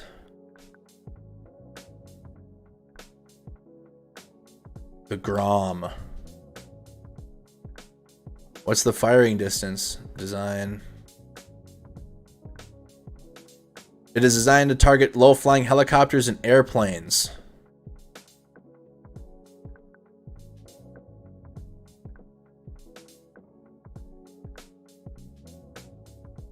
There we go. Operational range is 5.5 kilometers, which is 3.4 miles, and the flight altitude is 3.5, so it's short distance. The Grom is definitely short distance.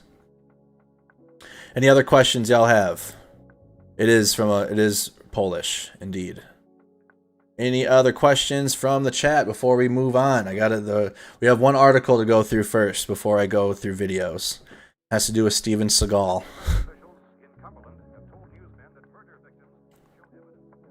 Am I gaming tonight? Yes, I am. I'll advertise my gaming stream at the very end. I'm going to give this about 5 minutes of time before we move on. Any questions, y'all? Go ahead, ask. If you've been watching since the beginning, if you've been tuned in, I haven't really like taken time for questions for the chat.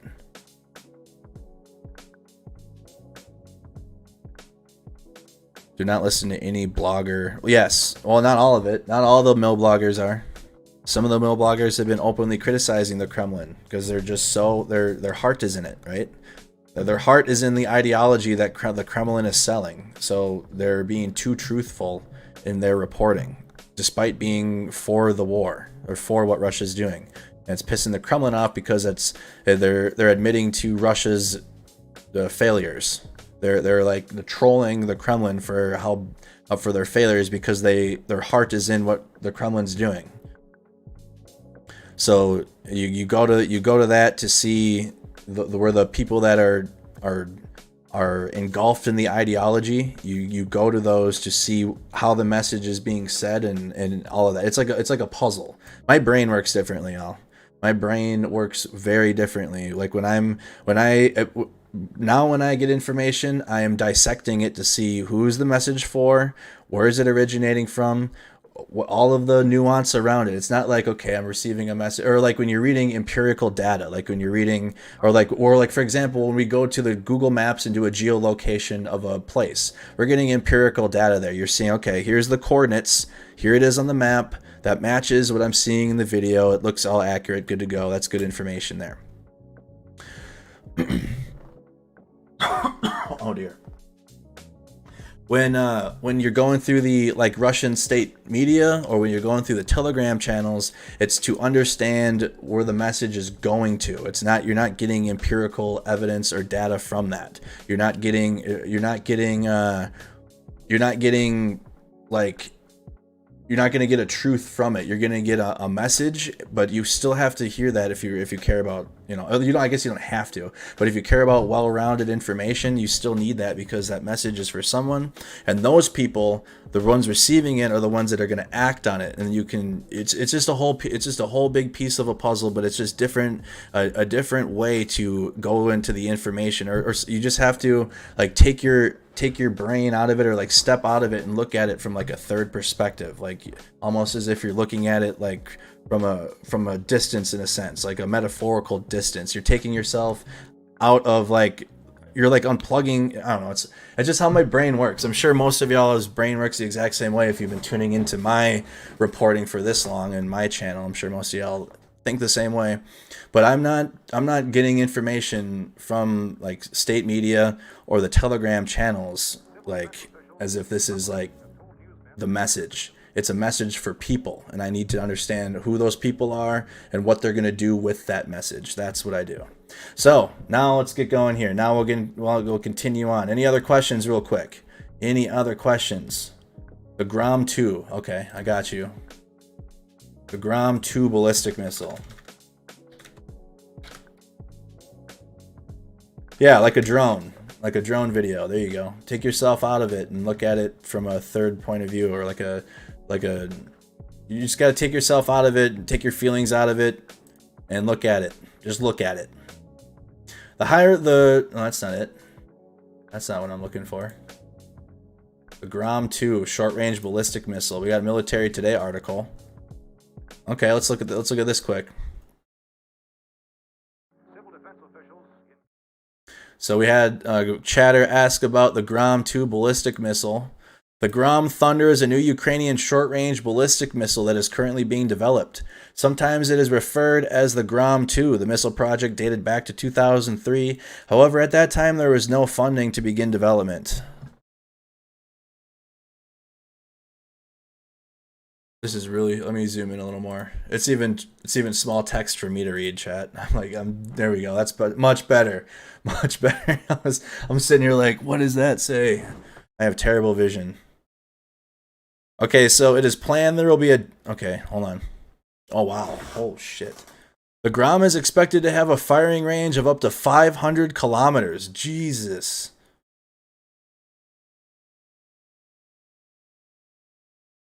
The Grom is the equivalent to the Russian Iskander short-range ballistic missile. Once in service, the Grom could replace an older Tokayu short-range ballistic missiles that has a range of 120 kilometers and is currently the main Ukrainian Army's ground attack missile. Damn. So there's one that's being up to 500 kilometers. These missiles can strike important enemy targets such as missile sites, concentration of troops and equipment, as well as command posts. Ooh.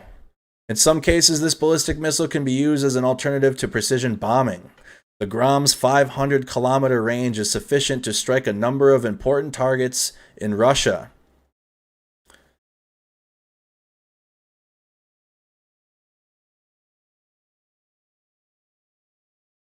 So they started this development. The missile was revealed. They started the development after the hostilities in 2014. A mock-up of the missile was revealed in 2016. I wonder if there's a YouTube video.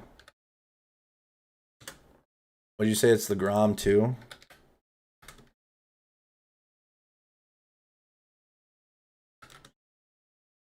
Any other questions while we're doing this, chat? I promise I have a whole bunch of videos ready to go. Damn, so this was in 2018. There's what it looks like in video form.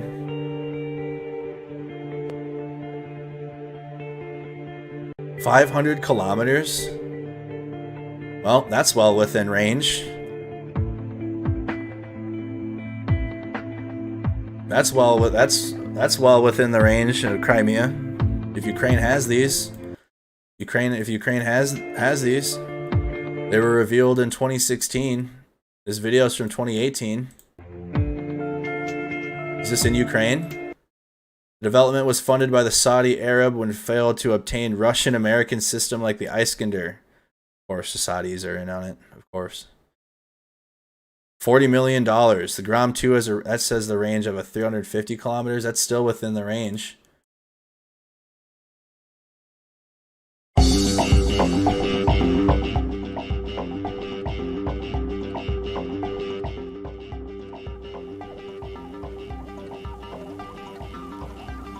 Developed to defeat single and stationary targets. This looks like the same video with some information. I don't know what's up with that music though. We don't need that.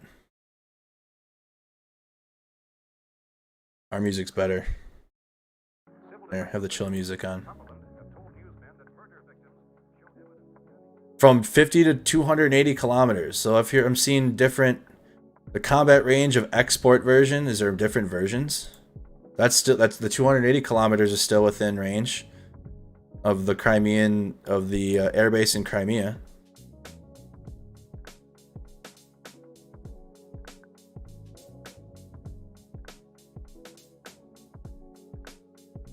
I'm seeing different distances here. Here, modern military weapons usually does a good job. It's that same video though. This is the only video that we have. 2020. So it's going to be the same thing. Saudi Arabia to buy a new Ukrainian Grom 2. Interesting. So throw that into throw that one into the mix of what could be from the Crimean Peninsula happenings from today. Throw that into the maybe basket. Again, Ukraine has denied anything from that. Russia has said it was an accident. Any other questions? Any other questions before I move on?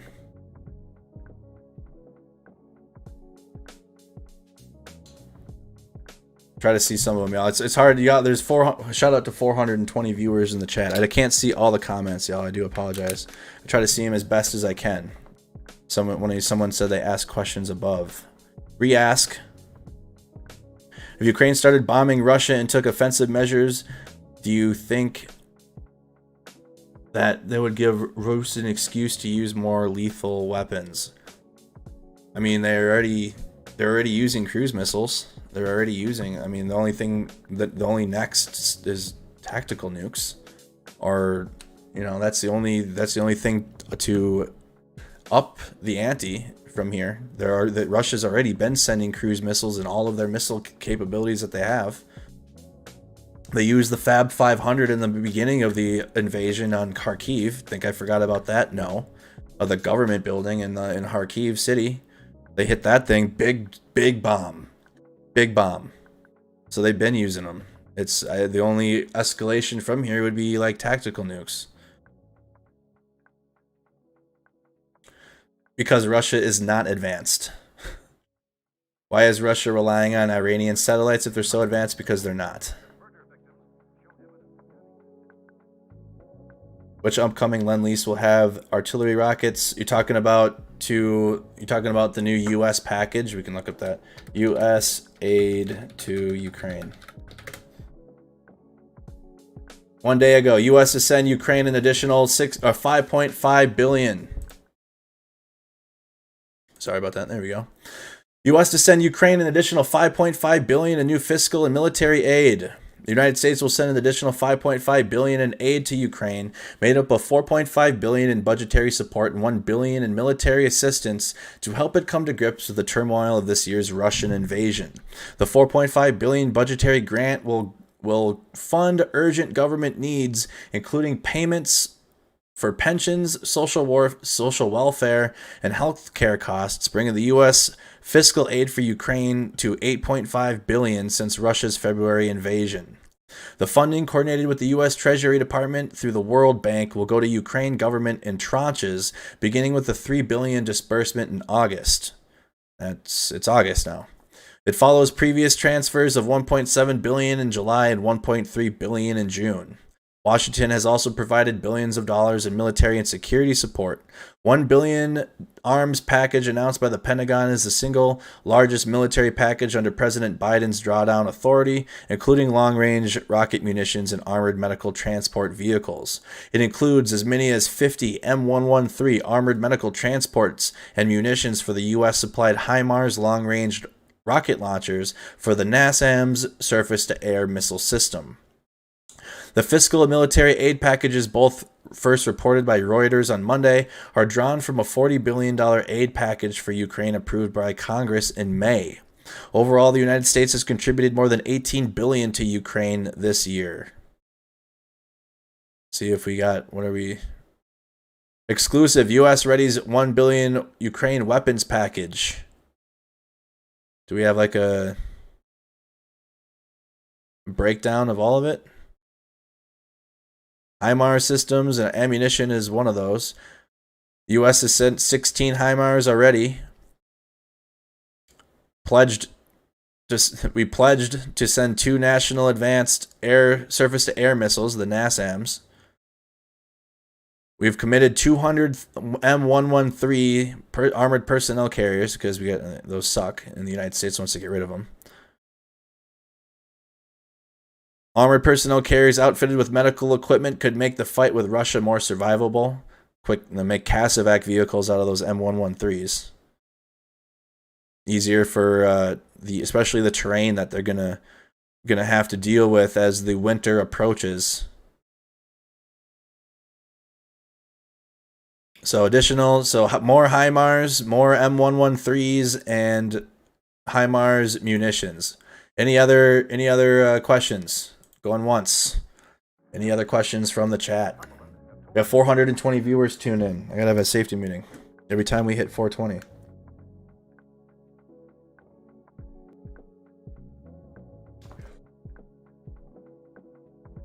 Check out the Russian dismantling their commercial planes for parts. Any other further questions, chat? All right, let's get into it. Let's go. Mark, how do you geolocate areas? Commenters. They post the coordinates. They post coordinates of a video, and then I copy paste.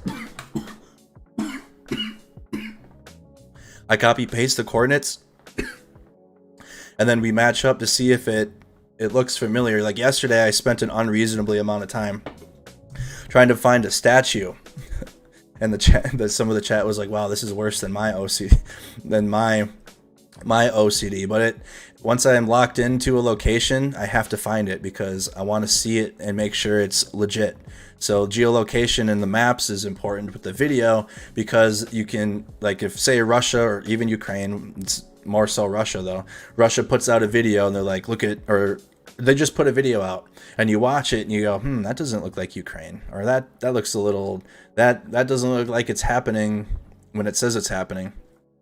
In the comments, there's usually a geolocation from a source. You copy paste the coordinates, look it up on Google Maps, pull up the satellite, and you got to use map features and terrain. I mean, I've been trained in that. In the military, you're trained in identifying map features and how to read a map. I had to use a map and a compass. You got to use a land navigation in the military in order to pass basic leaders course, which used to be a warrior leadership course in the army. That's how you get your E5. That's how you get your stripes. So you get your stripes in the army. You got to go through a leadership course. You have to do it in basic training as well, but it's like you only have to find like 3 points, I think, if I remember, and it's very easy.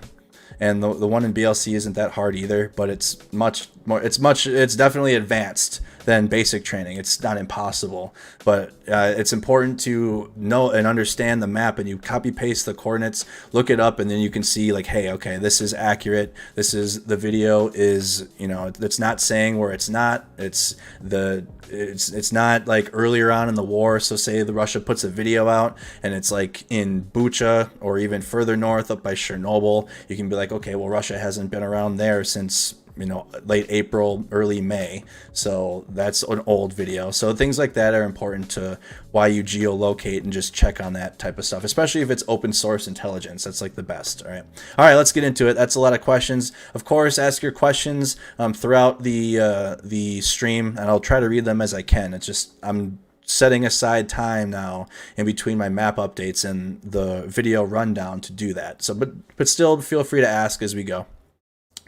All right, the first one. This is going to be interesting. From the Military Times, the Russians have sent Steven Seagal, y'all. The Russians have sent Steven Seagal to go serve as a Russian spokesperson. Early reports from the Russian invasion of Ukraine suggested that President Vladimir Putin's military had deployed, of all people, Steven Seagal.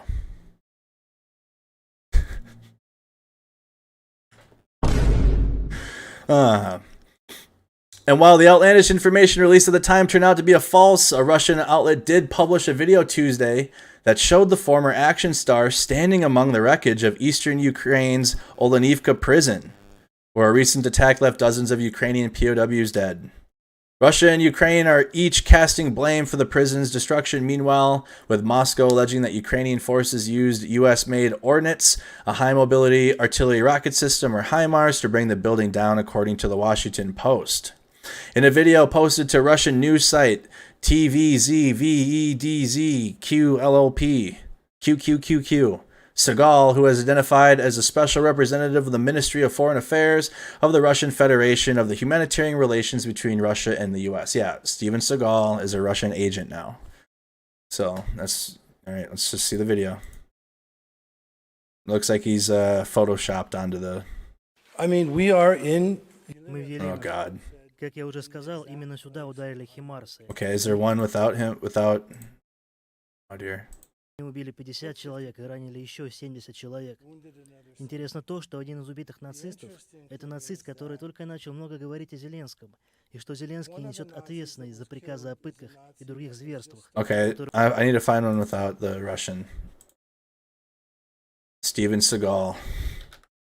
How the mighty fall. Every single one. This is what keeps me up at night. This is what keeps me up at night, seeing all of everyone that had success in the past or whatever just fall from grace. Like, just hard fall. Like, I am shook. I am literally, I'll go in a bubble before I fall from grace. I swear to God. I swear to God. Steven Seagal. Oh, Lord. Oh, Lord. Why is it? It's not on YouTube, I guess. Steven Seagal. Ukraine. So on a Russian media source. God damn. Steven Seagal.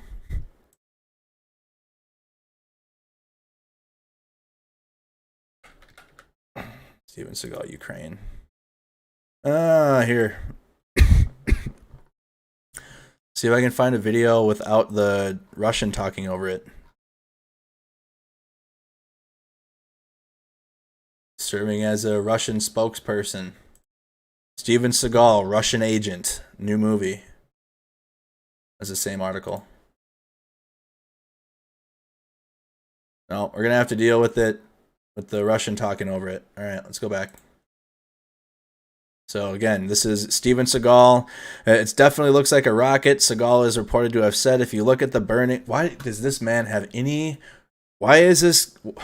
Who gave him the authority? Oh my god, dude, this guy. Who cares? Like, why? His opinion. Why does his opinion have weight? Why does he get to go there and give analysis of what the situation is, dude? Not to mention the fact that Russia really has a lot of artifacts from HIMARS. Bullshit. This is where HIMARS hit. 50 people were killed, another 70 were wounded. Oh man, if someone could find one without the Russian talking over it. I don't know though. You can see the camera crew in his glasses. You can definitely see there's a camera crew on the other side of his lenses. Таким образом, Зеленский был замешан в преступлениях против человечности. Тому, кто думает, что это бомба, наверное, стоит немного подучиться. Это не осколки бомбы. Если вы посмотрите на это сооружение снаружи и изнутри, это точно похоже на ракету. Если вы посмотрите на обгорание и прочие детали, конечно же, это не бомба. Не говоря уже о том, что у российского правительства действительно есть много артефактов от HIMARS. Steven Seagal. Конечно же, это бомба. Уже от российского правительства. Over there letting the Russian people know that it was in fact HIMARS. Steven Seagal. There he is. Good lord.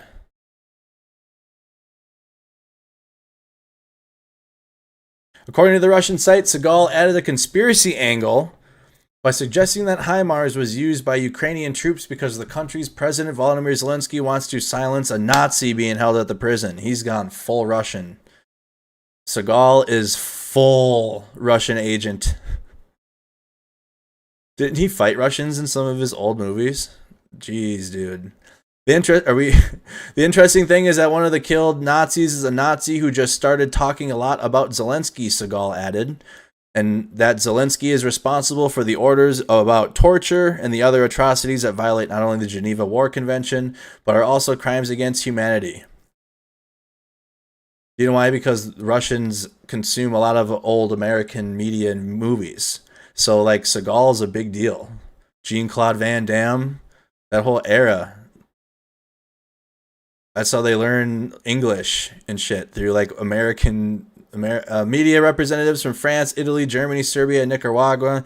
North Korea got acquainted with the evidence that the strike was carried out by Ukrainian militants from HIMARS, and also saw with their own eyes all the destruction of the site of this barbaric shelling. So again, this is just Seagal, Steven Seagal, foreign agent. There he is. Now a Russian spokesperson. The first of many. Don't worry, there are going to be more of your heroes or whatever coming out that are like this. It's going to make you mad. It is what it is. Steven Seagal, Russian agent, 2022. All right, that was Deadly Crimea Blast. So, and again, this is a flex from Ukraine. Deadly Crimea blasts are just the beginning. Ukraine warns Russia.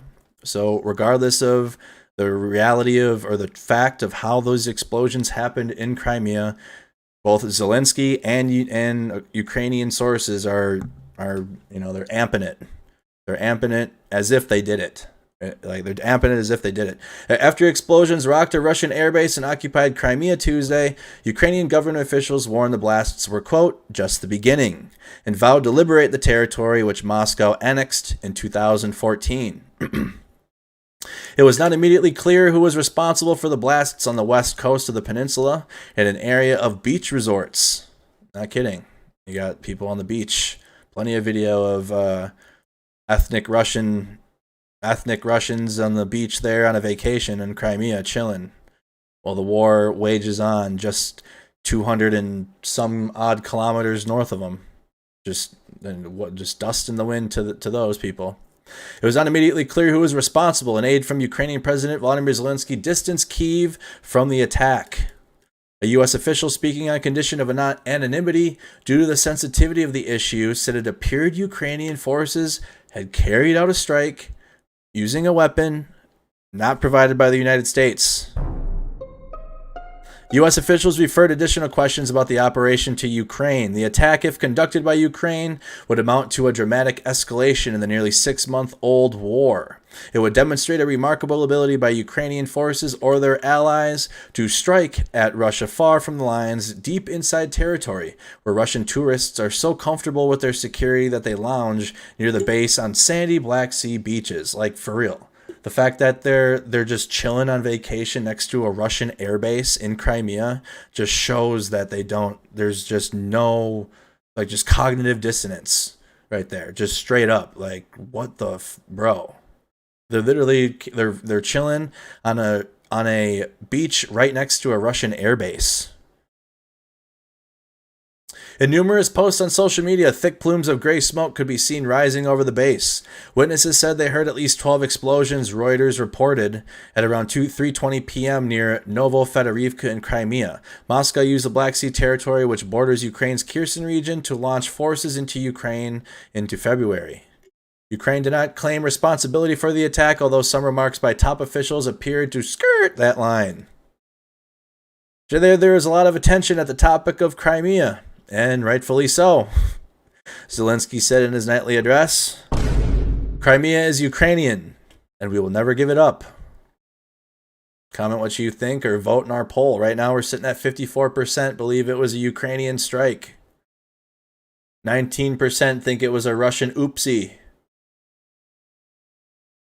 Second highest is going to be unsure, which is reasonable. That's why I include the unsure option on the poll, because it's okay to be unsure. A lot of people give their opinion these days and are completely not. They give their, like Steven Seagal, for example. There you go. Like someone like Steven Seagal. Like, who the fuck asked Steven? Russia did. Made in Ukraine. So here's going to be some combat videos, including a video on this anti-radiation, anti-radar missile that Ukraine is going to receive. The HARMS missile. Made in Ukraine, anti-tank missiles take on Russian armored units. From Radio Free Europe. Stugna P. Let's get a P in the chat.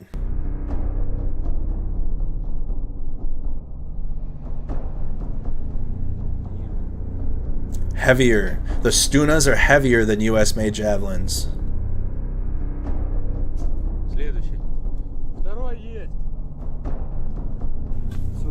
Все, старший солдат солдата, прошел обучение.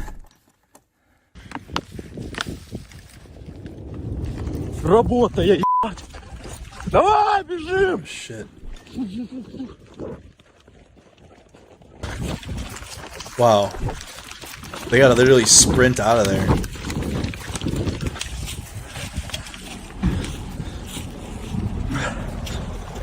This had to be in March or April. Likely April, because of the trees, there's no leaves on them. Димка. And they're wearing like early spring attire.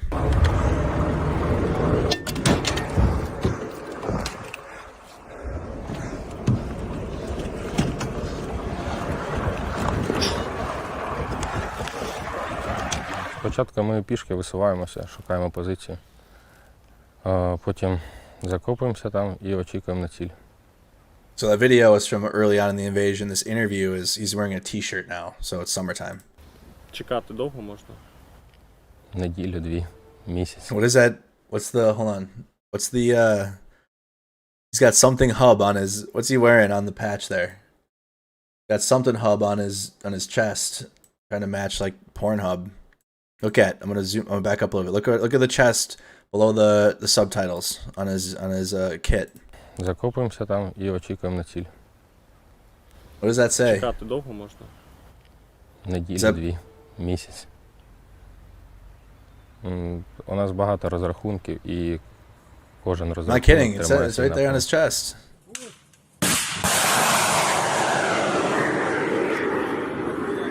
Є позиції, де Джавелін сидить та чекає ціль, а є, коли ми з аеророзвідкою на взаємодії знаходимо ціль та вночі висуваємося для відпрацювання. Останній випадок, йшли ночі з Джавеліном, побачили в тепловізор, але там дальність була 4 кілометри. Поїхали, забрали стугну, почекали, поки буде видно, приїхали, відпрацювали і все. Що це було? Що це було? 2 танки. 2 tanks 4 kilometers away. Wow. Все. Выстрел.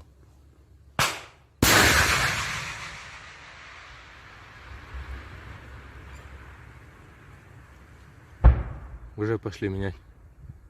Погоди. Погоди. Есть! Есть. Первый. Peas in the chat. Пуск.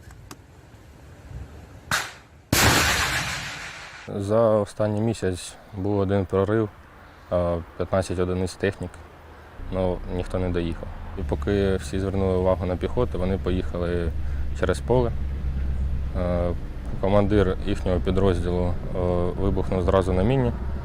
Інші танки відпрацювала артилерія. Ті, хто вибігли, їх всіх взяли в полон. Багато було? До 10 чоловік. Up to 10 POWs.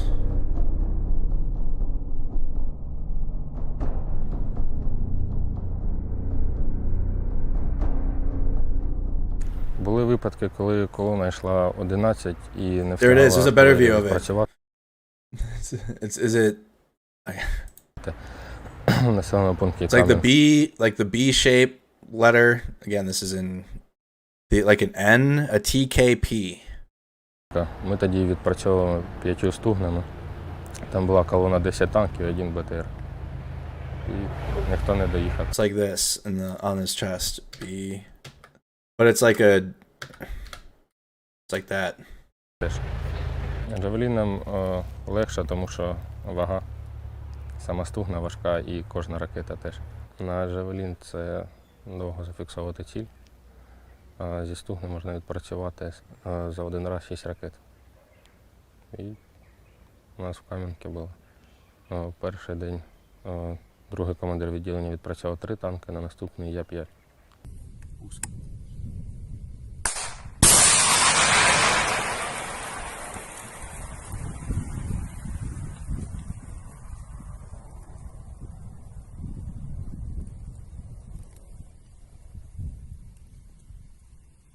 It says 420 actually. Oh yeah. Есть. Меняй.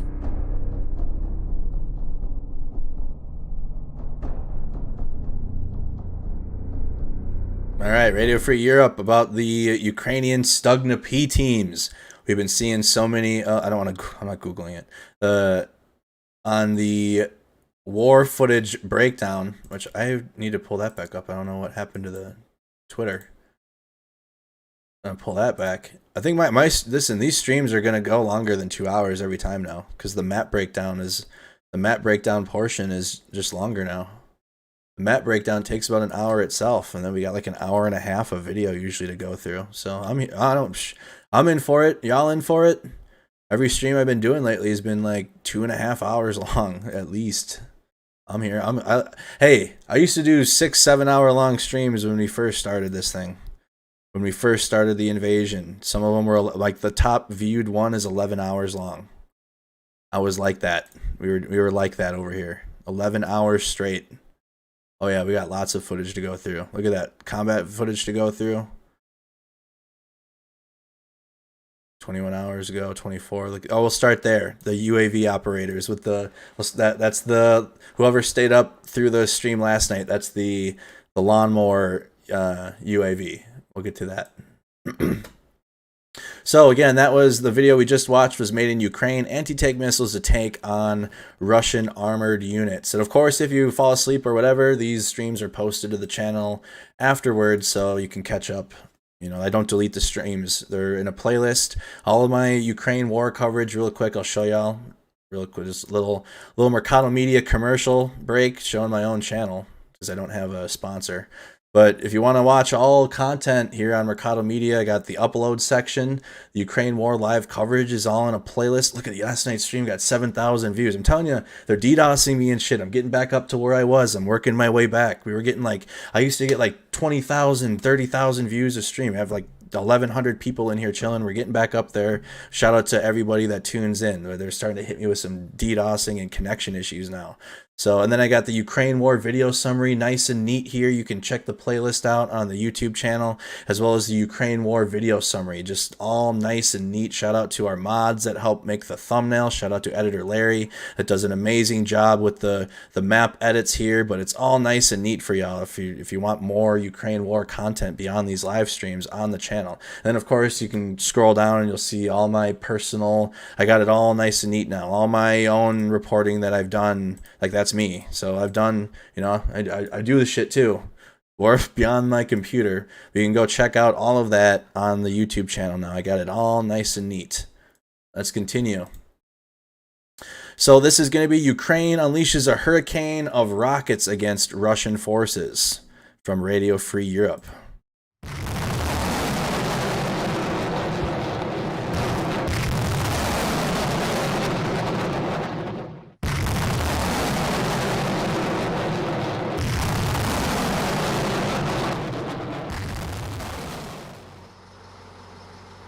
Це ракетна система залпового вогню «Буревій». Артилерійська частина в неї така ж сама, як і в радянського урагану, але шасі вже оновлене. Це чеська «Татра». Ну, звісно, тут удобніше. На урагані ураган це по,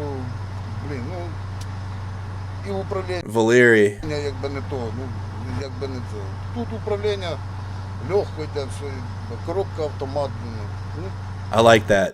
I like someone like that, giving you straight, direct answers, not talking, you know, or dancing around the topic or just talking to talk. He's like, it's more comfortable, it's easier to drive, it's got an automatic instead of a manual. Like, that's a man that has a mission.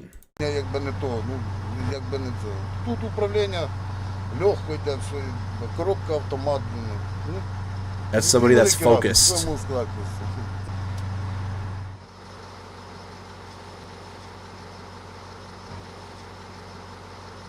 Проходимость, по-перше, набагато краще. І взагалі броньованість кабіни – це найголовніше, як захист особового складу. It's like brand new. Is this the one? Is this from France? Is this what we look? I swear we've looked this truck up. This is the Czech system. We've looked this up before, and we saw it. And now Ukraine has it. Where? Ми виконуємо завдання з ураження живої сили, високоманеврених цілей, такі як артилерія, далі піхота, танки. Стрільба завжди з різних вогневих позицій. Постійно ведеться спостереження, так само як в нас, так само і в них. І тим паче ми ціль досить така, якщо брати зі сторони противника, ціль досить важлива і ми першочергова ціль, можна сказати. Тому все робиться максимально швидко і максимально ефективно. The 16-tube Bureve uses the same monitors as the Uragan. But guys, Eric, look at it, the thing's smooth. I could drive that.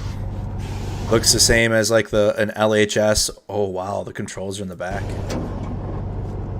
Oh wow, look how lubed up those are. Oh my god. Those are brand new. That thing didn't even make it. That thing didn't go like the US. See how quiet and fast that was? Anytime you lower anything in the US military or use a control box, it makes a noise. Like that thing just went right down. Butter. Oh man, those things are greased up. All the grease points are good to go on that thing. 4 снаряди, 3 секунди постріл, вогонь!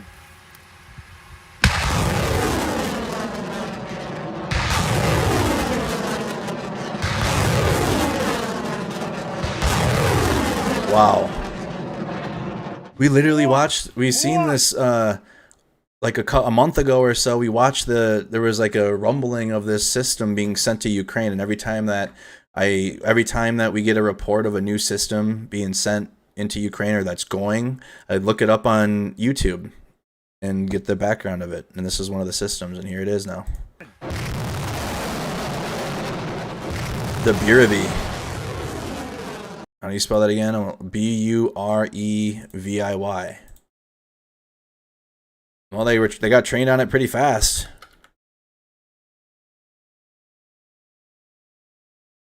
Ukraine develops new BUREV system. Oh, that's old.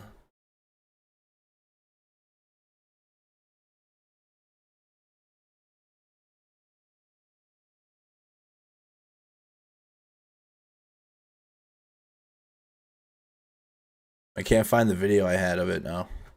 But we had seen that. It was at like the show. Like it was still at like the show floor for the military convention or whatever for military systems, and now there it is in Ukraine. So let's continue now. I'm gonna do this one. This is the Reuters report from the Russian airbase in the Crimean Peninsula that was hit today. A series of loud explosions rocked a Russian airbase near seaside resorts in the annexed Crimean Peninsula on Tuesday. Witnesses said they heard at least 12 blasts, and video obtained by Reuters showed a plume of smoke jetting into the sky. Crimea's health department, along with the Russian governor of Crimea, said at least one civilian had been killed, but the cause of the blast remained unclear. Russia's defense ministry brushed off the idea that there had been an attack and claimed the blast came from detonations of stored... You know, the more and more that we've been sitting here on this live stream and now like the Russians brushed it off too, the Ukrainians are kind of like, yeah, you know, y'all know we're coming for Crimea back. We're taking that back. I'm thinking that Ukraine did some shit with this. Came from detonations of stored ammunition. Crimea, a holiday destination for many Russians, was annexed by Moscow from Ukraine in 2014 and used in February as one of the launch pads for its invasion. Бажаю здоров'я. On Tuesday, Ukrainian President Volodymyr Zelensky did not directly mention the blast in his daily video address, but said it was right that the people were focusing on Crimea, and reiterated Kyiv's position that Crimea would have to be returned to Ukraine. The presence of Russian occupiers in Crimea is a threat for all of Europe and to the global stability. The Black Sea region cannot be a safe place while Crimea is occupied. If Ukraine were to acknowledge it had attacked territory that Russia sees as its own, Moscow could accuse Kyiv of crossing a red line. Today. Meanwhile, in Washington, U.S. President Joe Biden made a move of his own, formally endorsing Finland and Sweden's ascension to NATO, the most significant expansion of the military alliance since the 1990s. Our alliance is closer than ever. It is more united than ever. And when Finland and Sweden bring the number of allies to 32, we'll be stronger than ever. Stronger than ever. The two Nordic countries applied for NATO membership in response to Russia's February invasion of Ukraine. Can we just for the next president, just at least 40s. Could we maybe 50s? Could we go 40s and 50s for presidents in the United States? I'm thinking that's the sweet spot for aged presidents, in my opinion. That's all I got to say. Break us apart, in my view. Weaken our resolve. Instead, he's getting exactly what he did not want. Moscow has repeatedly warned both countries against joining the alliance. That's all I say. All right, I'll leave it at that. Like Obama aged president when Obama was first president. We need to sit around that. Live there. We need to live there in the United States. So that's what's going on in Crimea. We're going to go through even more video there. So here is some information about this HARMS missile, and I wanted to pull it up that Ukraine is receiving to start taking out some more counter air systems in Ukraine. Here's the HARMS system. I'm gonna fast forward. Credit to this video from Defense Updates. This video is from 2020, but it gives some more information about the. I'm gonna play the proliferation of air defense systems. So what is an air defense system, and then we're gonna go into what is an anti-radiation system. Again, credit to Defense Updates for this video. Air superiority is the key to modern warfare. U.S. military is by far the most well-equipped one in the world when it comes to ruling the skies. It has the best aircraft, very well-trained pilots, and many bases as well as launch platforms, including more than 10 aircraft carriers. To counter this, near-peer rivals of the US, like Russia and China, have deployed sophisticated air defense systems as part of the Anti-Access and Area Denial A2AD strategy. For example, Russia has S-400. It was developed by Russia's Almaz Central Design Bureau in the 1990s as an upgrade to the S-300 family. It's been in service with the Russian Armed Forces since 2007. S-400 is designed to defend against aircraft, including fifth-generation stealth fighters, bombers, AWACS, cruise missile, and ballistic missiles. It's considered to be one of the most powerful anti-aircraft defense systems in the world. S-400 can track hundreds of targets at a time, engage up to 36 targets in parallel, and simultaneously launch 72 missiles. Damn. S-400 uses multiple radars depending on threat perception. The primary one is either the 91 N6E Big Bird Acquisition and Battle Management Radar or 92 N6E Gravestone Multimode Engagement Radar. They have a range of around 600 kilometers, or around 370 miles. S-400 deploys multiple missiles to cover its strike envelope and can take out a target at ranges of up to 250 miles, or around 400 kilometers, which are traveling at speeds up to Mach 14. Even second-tier powers like Iran have developed indigenous air defense systems that have decent capabilities. For example, Iran has deployed Cordad-15. Cordad-15 is a mobile air defense system which is claimed to be indigenously developed by Iran. It was inaugurated in the presence of Defense Minister Brigadier General Amir Hatami in June last year. The system incorporates a domestically developed radar. Speaking at the unveiling ceremony, Brigadier General Amir Hatami had said that the system is capable of detecting fighter jets and combat drones from 150 kilometers. Kind of looks like the Patriot missile defense system. I mean, it's on a LHS truck, but it looks similar. 93 miles away, and the front of this truck looks like a jingle truck, but it looks like the Patriot system. Tracking them within a range of 120 kilometers or 75 miles. According to him, the system can be deployed in less than 5 minutes and track 6 targets simultaneously. He added that it can shoot targets at an altitude of 20. Okay, that just gives you a background at what the system comes to enforcing air superiority. Okay. All has to do with air superiority. That's the United States leads the way in that. Now here's the anti-radiation missile. This is what Ukraine's getting. ARM, or anti-radiation missile, is seen as a counter to advanced air defense systems. This kind of missile is designed to detect and home in on an enemy radio emission source. Typically, these are designed to use against an enemy radar, although jammers and even radios used for communications can also be targeted in this manner. This kind of missile is commonly carried by specialist aircraft in the suppression of enemy air defense (SEAD) role. The primary purpose of this type of missile is to degrade enemy air defenses in the first period of a conflict in order to increase the chances of survival for the following waves of strike aircraft. Like, it would have been useful if Ukraine had these to start with, but it's going to assist now. But it's crucial to slow down any air superiority, which Russia doesn't even really have. They have more rockets systems than they have more than Ukraine does.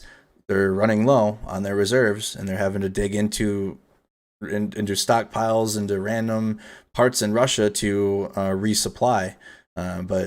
This is a very useful system and useful missile that Ukraine's getting. It's the HARMS missile. They can also be used to quickly shut down unexpected surface-to-air missile (SAM) sites during an ongoing air raid. Radars are like eyes of the air defense, and once it's taken out, it becomes severely handicapped. Often, SEAD escort aircraft also carry cluster bombs, which can be used to ensure that after the ARM disables the SAM system's radar, the command post, missile launchers, and other components or equipment are also destroyed to guarantee that the SAM site stays down. Taking out anti-air. All right, so just wanted to give you guys some background, some more information on that HARMS missile. that Ukraine's receiving. All right, I'm not gonna get an F-35 with it, but that's the missile. So now let's go to the combat footage timeline, including videos from Crimea in case you have missed it. I know we've had some new viewers tuning in now on the stream, so you didn't see the beginning where we went through it, so I'll do it again on the whole timeline. Let's get it. Here's a video, the Russian Ministry of Defense of Eastern Military District with their Orlan UAV operators.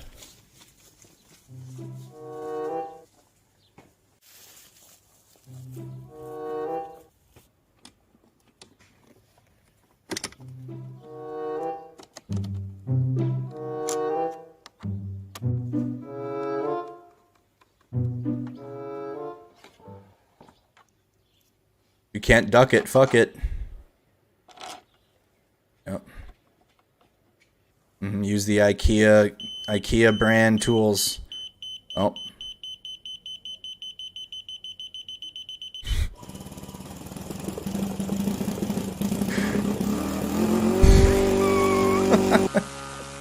It would have been the best if he was standing there and the thing didn't work. Like, it just beeped and he stood there and he just looks at the machine and has to, you know, like, just doesn't work properly. Fuck.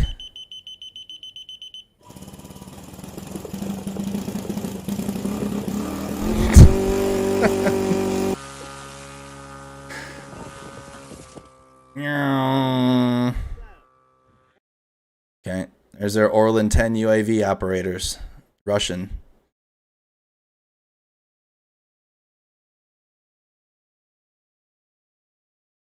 With only the best quality video camera.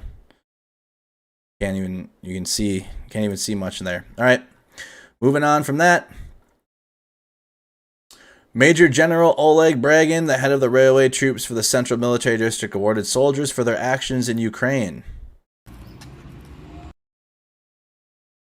So more award ceremonies.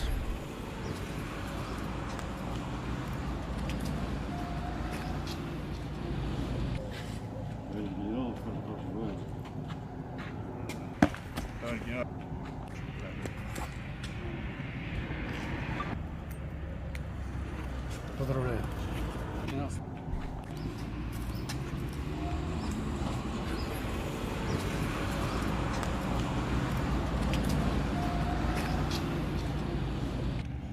Gotta get the photo op.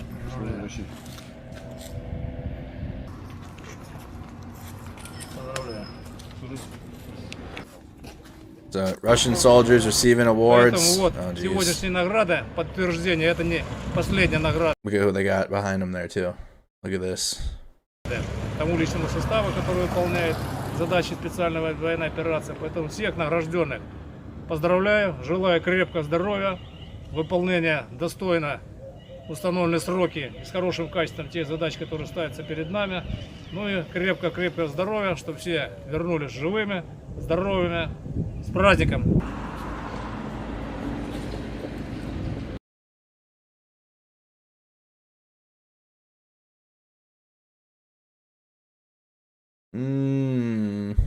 This guy right here is looking at the camera. Let me hide this. Oops. He's like eyeballing the camera here. This guy's looking up and away. This guy's looking at the camera. This guy's looking down.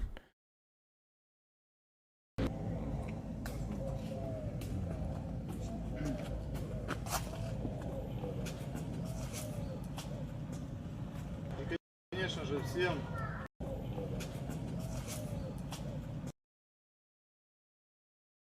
и, конечно же, всем по нашей церковной... They were all given 100,000 rubles after this. желаю. No, I'm kidding, I don't know about that. Прапорщикам, сержантам, солдатам, здоровья всех. Храни Господь. С Богом, ребят. Yeah, I gotta bless them. Gotta bless them afterwards. Сержантам, солдатам, здоровья всех. Храни Господь. С Богом, ребят. So it was the tryouts for who's gonna carry Putin's shit briefcase next. They all won. Russian Ministry of Defense video from an Orlan 10 UAV crew. So more Orlan 10 videos. Let's go. Oh man, wow, look at those cords. What is that? What in the hell is that thing? Some rubber bands? Oh, wow. Oh, yep, gotta prime it. Oh my god, looks like a school project. Like something you make in elementary school.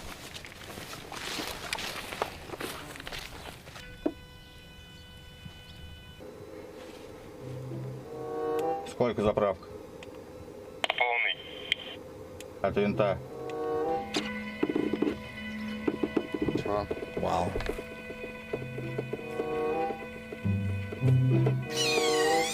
Зашло. Внимание, подготовка к пуску. Пуск по готовности разрешаю. Принял. От винта, от винта.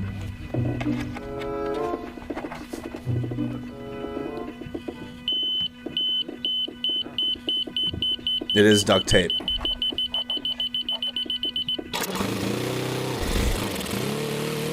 Oh dear. Oh dear.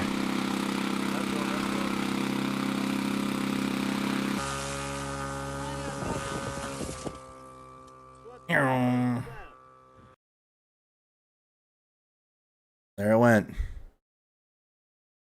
Orlan 10 UAVs. This thing's got to be loud as hell in the air. Oh. We're using a PC controller. You can find that at like Target. Those generic PC controllers. Logitech specifically. It's a Logitech controller. Damn. Хотя бы деньги не набежит. Да не, он нормально снимет.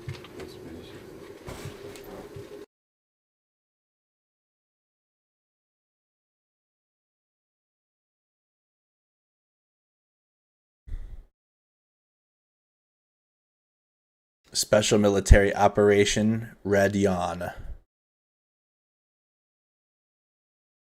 Okay. One more time on. Gotta prime it.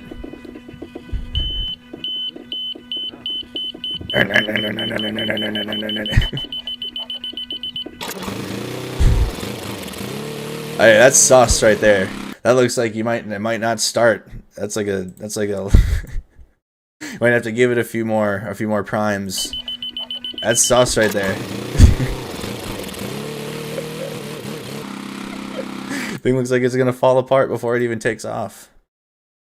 Video from ORSA Air Defense Systems in service with one of the Pacific Fleet's naval infantry brigades. So it's a Russian truck. You got the V on it. Pacific Fleet Naval Infantry Brigade.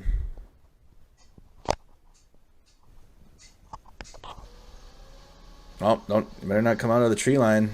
So that's when the Russian vehicles get smashed even harder. What is? God. Looks like one of the vehicles that they had in the Lost World.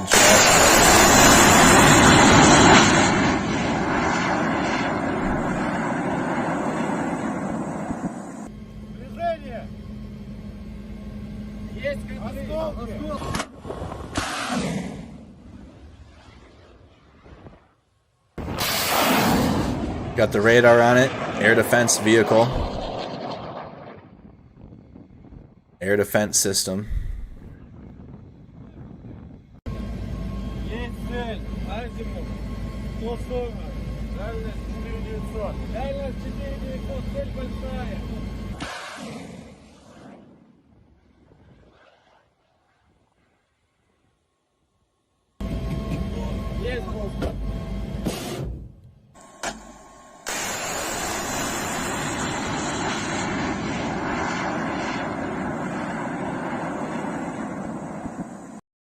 Okay, again, that was OSA Air Defense Systems. We got a couple.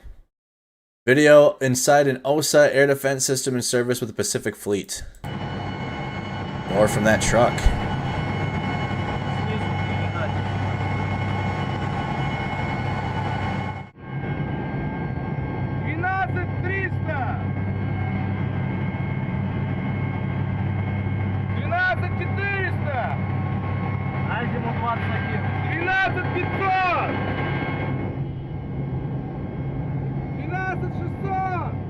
Есть АЭС, дальность? Дальность 10-250 стоит. Азимут 23.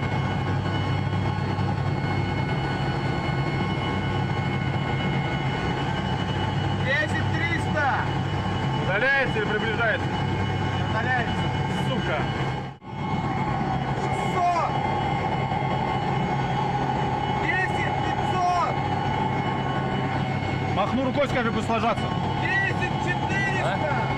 Азимут 23. Нажми борт. 10-300. Я, погоди, пусть готов загореть. Сколько?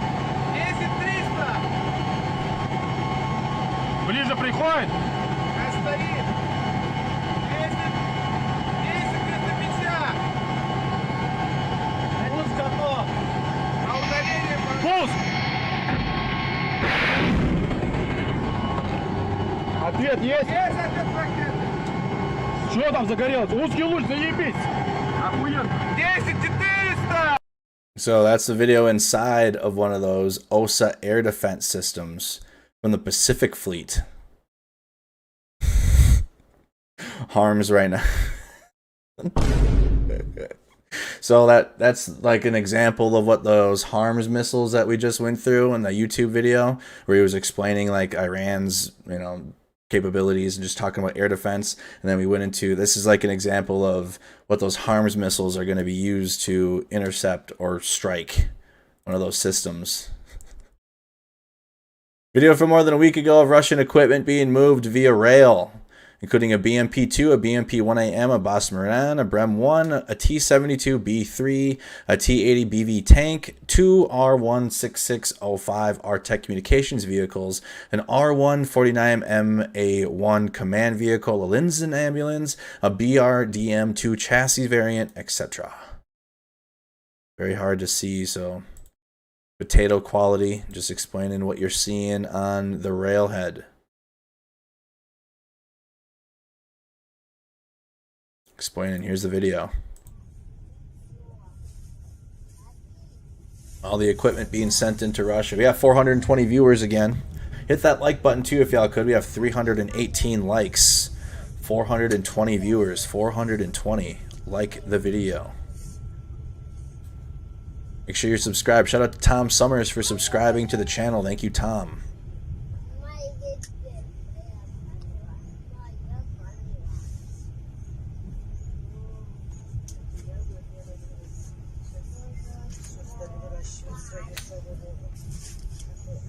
Also, Brian Henry subscribed. Thank you. And Max Eric. Shout out to Max. Oh, and Rafael Morales. Thank you, Rafael. Rafael, Brian, Max Eric, and Tom Summers. Thank you for subscribing.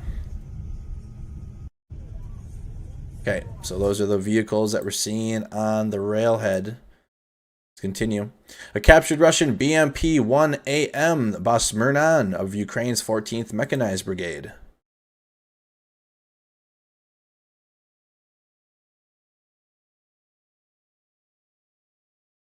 Just one, or an A-10. So it's captured BMP.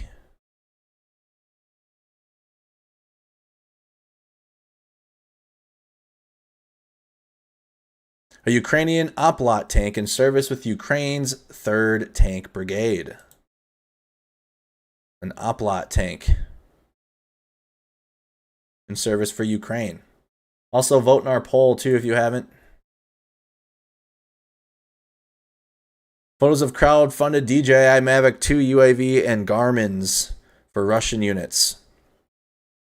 The Russians are going to start having Orlans now. And some Garmin GPS maps. Because the maps that they were given are from a long time ago.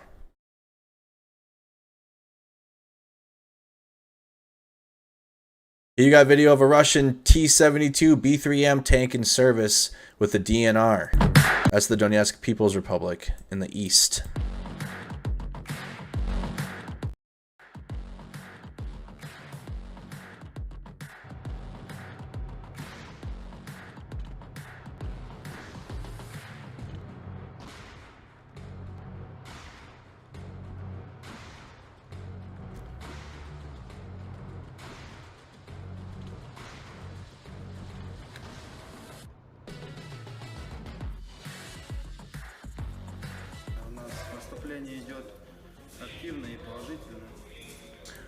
Cannon fodder, especially if it's a T-72. Goodness. Хозяина, ну, что ему дает в очередной раз понять, что это не так. Там бетонные доты, стены несколькометровые, как бы, заграждения минные различного типа. Ну, кажется, мы прорвали эту линию обороны и пошли в пески.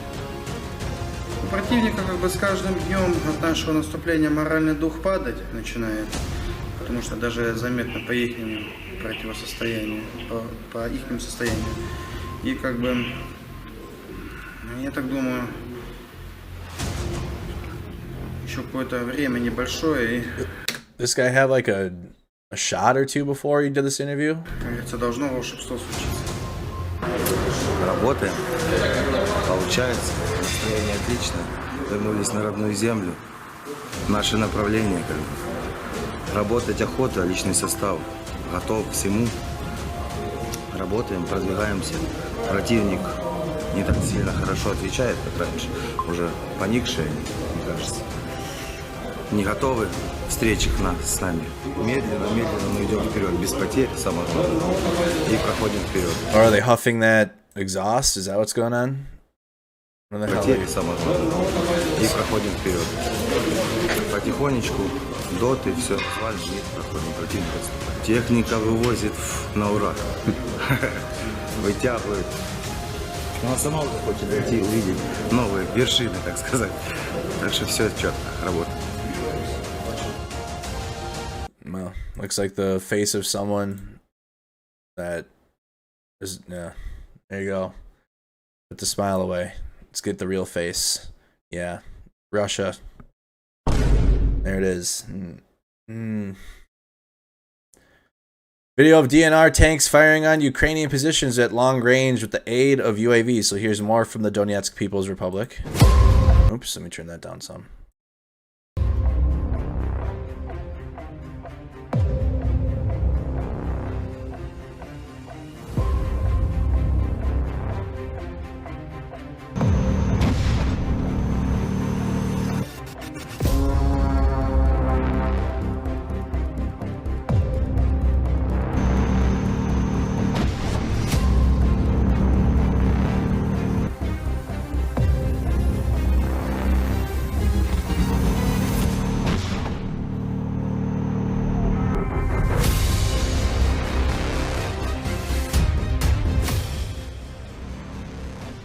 So, allegedly using this tank to hit targets under the bridge. Расскажи, пожалуйста, про тот свой подвиг, когда ты вытащил с горящего танка своих товарищей. Да я не считаю это подвиг, это как бы моя работа, так скажем. Было несколько попаданий в танк. То есть танк уже внутри горел, наводчика выкинуло. То есть механик был, как бы, как сказать, задавлен башней, пушкой. Вот это я принял решение повернуть башню, пушку, ну и достал механик. Ну, маленькую историю расскажу. Занимали высоту, вот, с которой велась корректировка. Вот если бы танчики туда не выехали, успеха бы не было. Оснащен двери, до последнего продолжали ведение огня. Вот, после нескольких попадений отказал Russians being interviewed. заряжания, отказал электроспуск, то есть пушка перестала. There's no translation. So that's just showing what the DNR soldiers look like. They're being interviewed by Russian media. We got F. Mertz. This $5 is worth it for the laughs I just got for the Orlan 10, the Orlan $10. Damn, is that what we're gonna call it from now on? The Orlan $10. The Orlan 10 rubles. $10 is more is too much money for Russia to afford. Video of Russian 2S-23 Nona SVK 120mm mortars from the 55th Mountain Motorized Rifle Brigade on positions with Orlan 10 UAVs.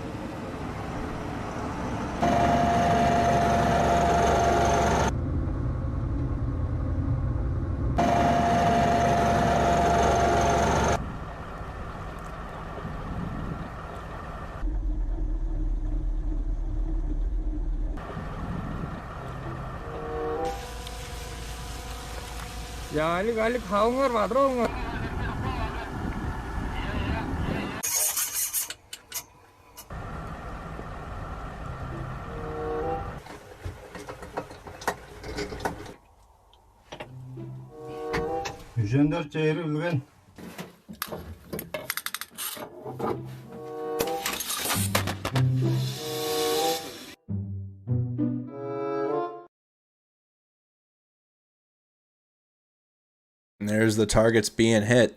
На башне этой установки надпись о мане. С тувинского означает «оберег». Ежедневно батарея таких машин ведет огонь по опорным пунктам ВСУ. Недавно экипаж I think he needs a taller microphone.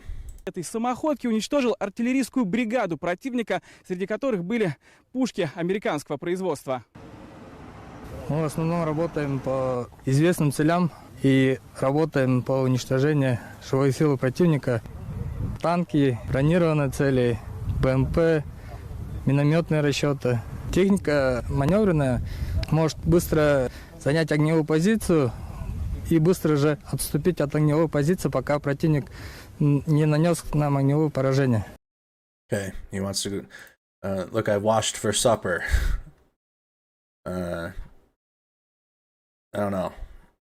This is one of the systems former defense minister wanted to remove. They said they destroyed a Ukrainian bridge. Excuse me. They say they destroyed a Ukrainian brigade equipped with U.S. artillery using Orlan 10 drones and those mortars. Seriously? With aiming done analog without electronic fire control systems? Good point, Kill. I love open source intelligence people on these. Is that video from a training area? I wish I had the courage to set up and use Theodile. I don't know what that means. Theodite. I don't even know what that means. Interesting. Training. Billboard for the Tiger Battalion. Oh, God. What is this? Is it a Telegram channel? I gotta see what this is. I did the damn... Oh, it's not loading. I trust this. I would do this on my phone over my computer, so... Oh, it's not loading. Anyone else got... You know what's got that QR code to work? I want to see what the hell this thing is. I want to see what this ad is for. How much rubles they're offering. No. Wow, the website doesn't even load. I'm bet probably Anonymous got a hold of that one already. Huh? Probably crashed the website. You got a billboard.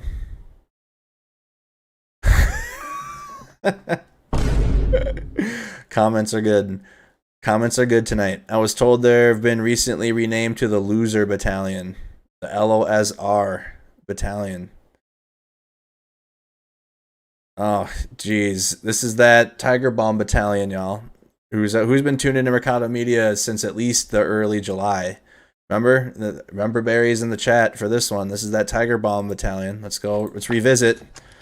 Let's revisit Russia's best.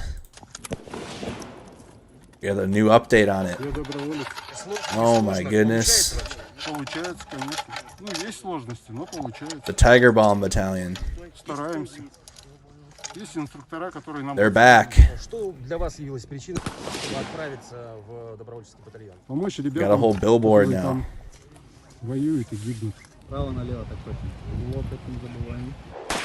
Boys haven't seen a day of combat. Been training this whole time. I hope we just shot the barrel.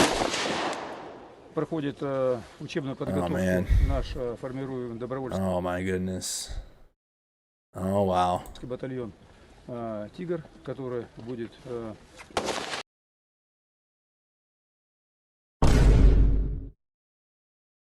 Take a good look. There's the Tiger Bomb Battalion. There they are. Good God. Операцию 155-ю бригаду, поэтому идет боевое слаживание, идет обучение стрельбы. Boy, I can barely put the bullets in the damn. I'm about to fumble the rounds in the mag, dude. Эту подготовку по нескольку раз. Это первая неделя.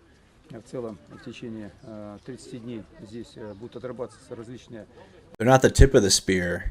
They created the spear. боевые взаимодействия. So long they've been around. В составе отделения. Вот, далее будет огневая подготовка с применением артиллерии, ротных. Oh Lord! Then they got like a 18-year-old training them.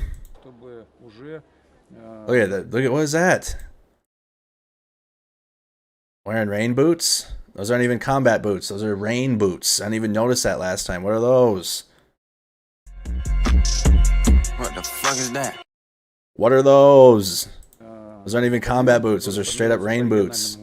признаку пришел к своим землякам подготовленным, Oh. знали друг друга, понимали возможности.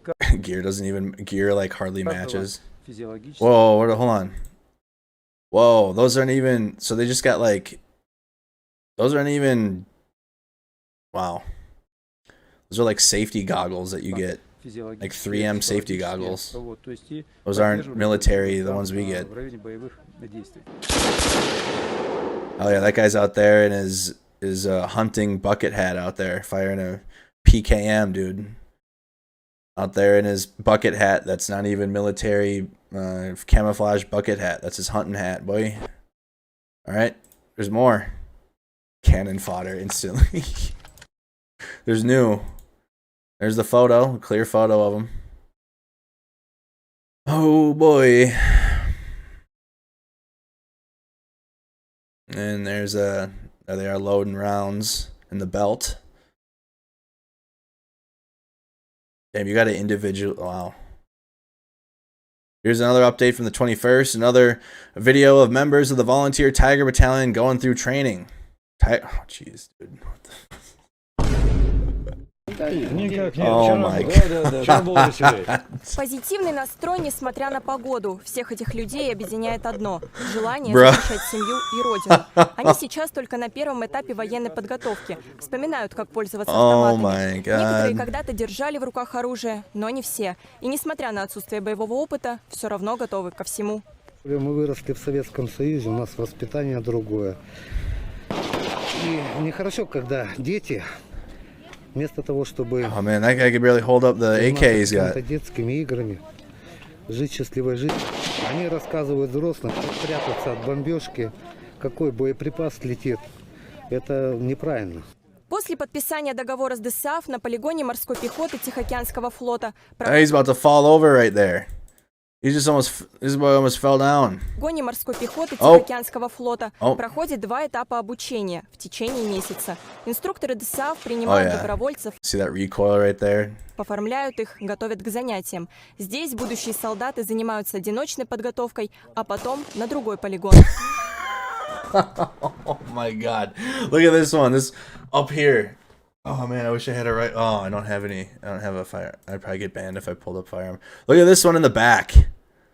Rifle by the fucking by your cheek. Rifle, the buttstock on your cheek, bro. Cheek to buttstock action back here. На другой полигон. Отрабатывать Look применение at that with the upper body lean back. What is going on up here? What's going on in the back? What's going on back here?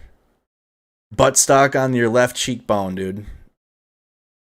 А потом на другой полигон. Отрабатывать применение артиллерии, ротных минометов и другого. После обучения экзамен, который определит призвание. Помощь нужна везде. Если кто-то не овладеет оружием, может помогать врачам и волонтерам. Мы должны, как бы сказать, исполнить свой гражданский долг. Oh, you're right. You told Tommy. You're right. Steven Seagal must be there training him. You're right. I forgot. Я понимаю, да, отслужили. Steven Seagal's probably part of the Tiger Battalion, honestly. He could be. He's the right age. This might be their youngest troop right here. Но это совсем другое. Looking shook, dude. Look at his eyes. Shook. Это не просто специальная операция, по моему мнению, это очистка от фашизма. Не добили наши деды. Мы должны это дело завершить. Поддержать добровольцев приехал губернатор Приморского края. Как и все, он тоже прошел подготовку. Несколько раз навещал земляков, участвующих сейчас в спецоперации, и знает о всех проблемах. Поэтому поддержал не только словом, но и делом. Правительство Приморья обеспечит полную экипировку батальона, квадрокоптеры, рации и другие приспособления, которые облегчат службу. Мы обеспечим этот батальон всем необходимым, с тем, чтобы он в назначенный срок прибыл для выполнения боевых задач и был хорошей поддержкой тем нашим частям, которые выполняют специальную войсковую операцию. У многих на Украине живут родственники, у других участвуют в спецоперации, поэтому знают не понаслышке о том, как им нужна наша помощь. Мой сын командир. Whoa, what was that? What are we doing here? Why are we going sideways with it? Поэтому знают не понаслышке о том, No. как Do им it like this. Do it like нужна this. наша What the помощь. fuck, dude? Seriously? Oh man, dude. Can't qualify right normal. Turn that shit О sideways. том, как им нужна наша помощь. Hell yeah. Put that right into your groin while you reload. That's the best place. Yeah, there you go. Мой сын командир Lord. взвода десантно-штурмового. No. I want more. Whoa, what did he have to say? What did that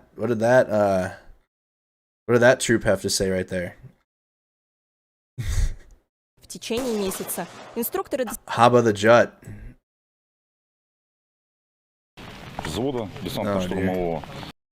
Oh dear. Oh, there's the Tiger Bomb Battalion they're recruiting. I like how they didn't even try to you can see the aged face on that one right there. And they got the tiger on it. There's their unit crest. A blue X with a yellow tiger in front of it. Oh dear. Tiger Bomb Battalion making its way back onto Mercado Media again. Let's see what happens next. So they're advertising. It took 2 months to get a billboard up. Let's see if they actually get into combat. They haven't made it to combat yet. Video of Ukrainian HIMARS firing on Russian positions. There are more HIMARS strikes. Here you go. HIMARS in the chat. HIMARS in the chat.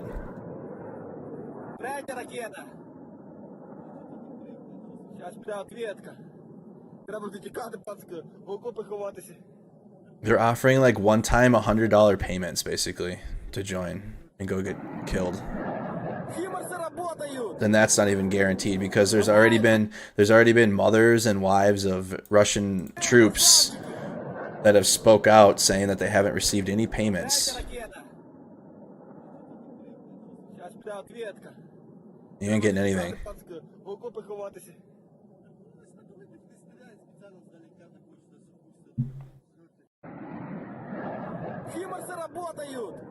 So, HIMARS in the air. Ukraine reportedly received Crimea MRAPs from Turkey. Okay, Ukraine getting some MRAPs. Oh, wow.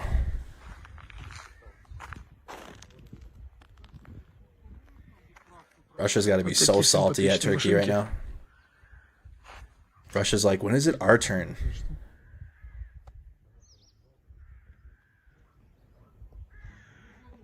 Turkey throwing some vehicles to Ukraine while they were preventing them from joining from their, a month and a half ago, Turkey was the one preventing Ukraine from submitting their EU application.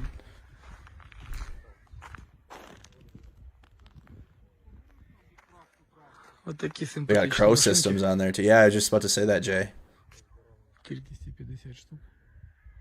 Those are good Casavac vehicles right there. Good troop transport vehicles right there. Be similar to like our Cayman that I had in the US Army. Here's another video of the MRAPs in Ukraine. The Kirpi MRAPs.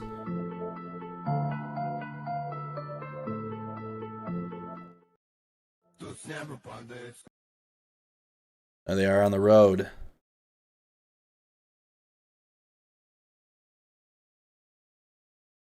That's what I'm saying. On one hand, Erdogan meets Putin. On the other, he provides MRAPs to Ukraine. Erdogan. I will. You know what? Maybe it'll just be a running meme. I'll never say his name properly. How about that? There you go. Russian Telegram channels are saying that Tuvan Chechen units are around the issue of a lack of encrypted communications by speaking in Tuvan and Chechen, which they're comparing to the Navajo code. Stop, dude. Don't ever try to compare themselves to the Navajo code talkers from World War II because they're speaking in Tuvan and Chechen. Stop. Wow. Footage of Russian artillery strikes from Russian Orlan 10 UAVs posted last week. Wow. Oh, that's from the Orlan 10 video crew that we saw. Video from Ukraine's 22nd Motorized Infantry Battalion showing a Ukrainian T-64 tank destroying a Russian R-149 MA-1 command staff vehicle with indirect fire. I know it's Erdogan. I never say his name properly the first time. Pig Latin code talkers, I'm dead.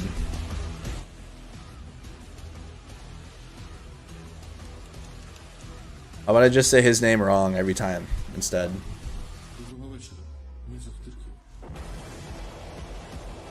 Man playing both sides.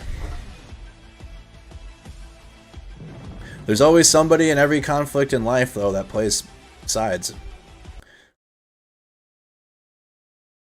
That's a Battlefield theme. I'm gonna get copyright for that. Sound like Battlefield 4s or 3.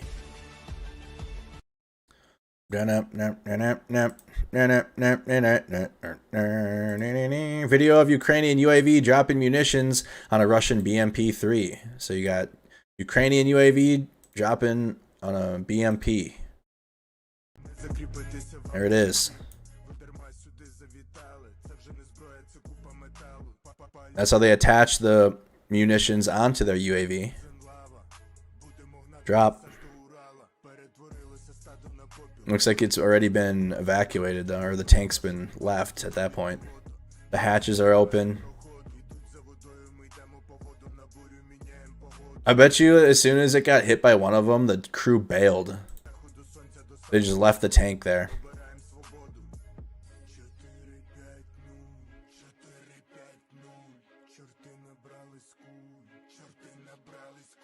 And they disable it.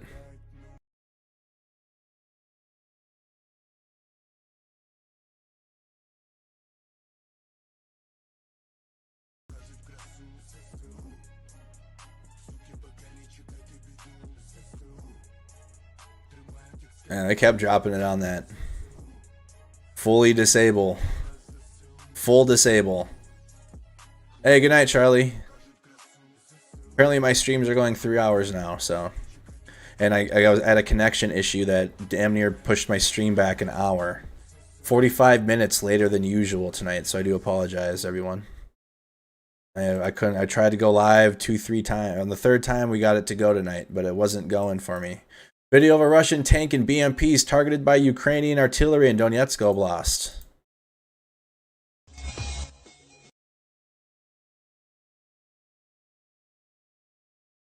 Russian tank and BMPs hit.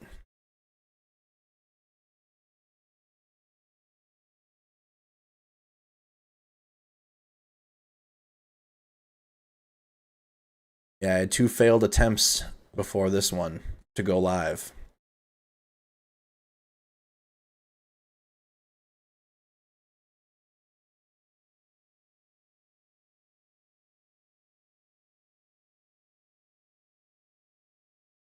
Look at all the craters in the grain fields.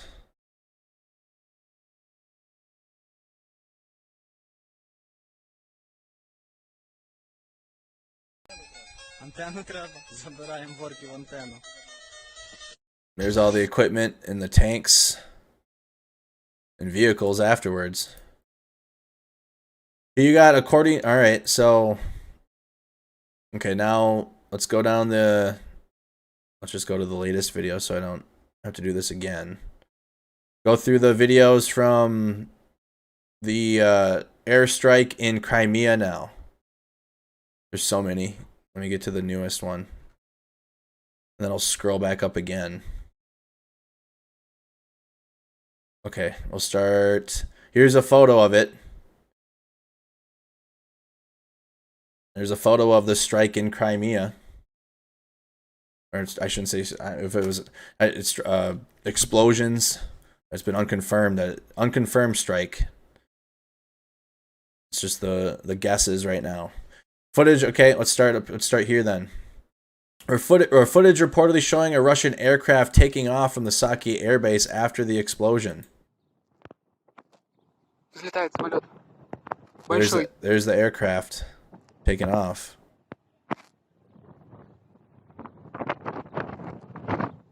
Причем, судя по направлению взлета, он взлетел как раз-таки с ВПП, находящийся на территории этого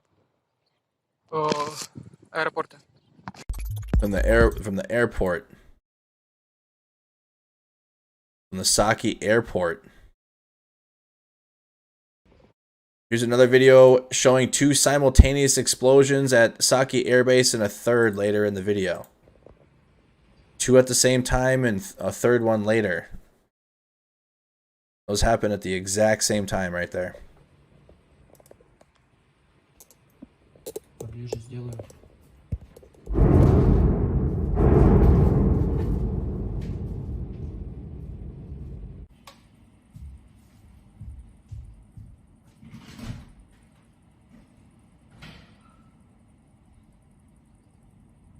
There's the third one.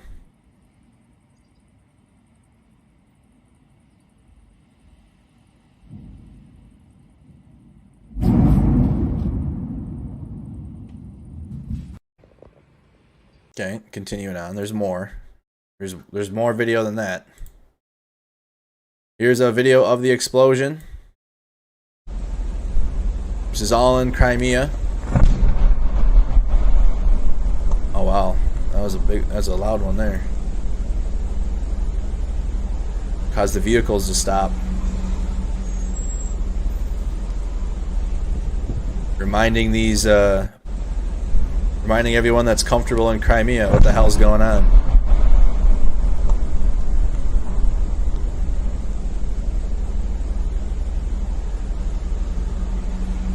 I hope there's more strikes on Russian targets in occupied regions of Ukraine like this. I feel like the people down in Crimea they're too comfortable. Way too comfortable. Thinking they're like, that's not even that far. That'd be having a war. Like, it'd just be, if there was ever a war within the United States, I feel all 50 states would be like there wouldn't be anywhere to chill in the United States. It would be like, that's just unreasonable to me. Video of the explosions from the beach. This is from the beach in Ukraine. Or excuse me, in Ukraine and the Crimean Peninsula.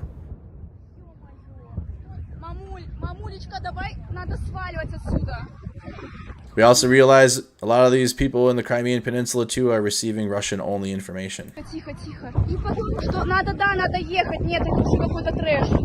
Мам! Да домик ничего нам не сделает, твой деревянный домик.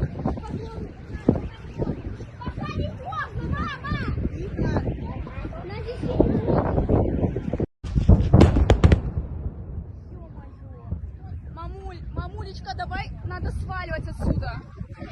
That's a big strike on an airbase too. Что надо ехать. Нет, это уже какой-то трэш. Мам! Да домик ничего нам не сделает, твой деревянный домик. I think Ukraine hit that.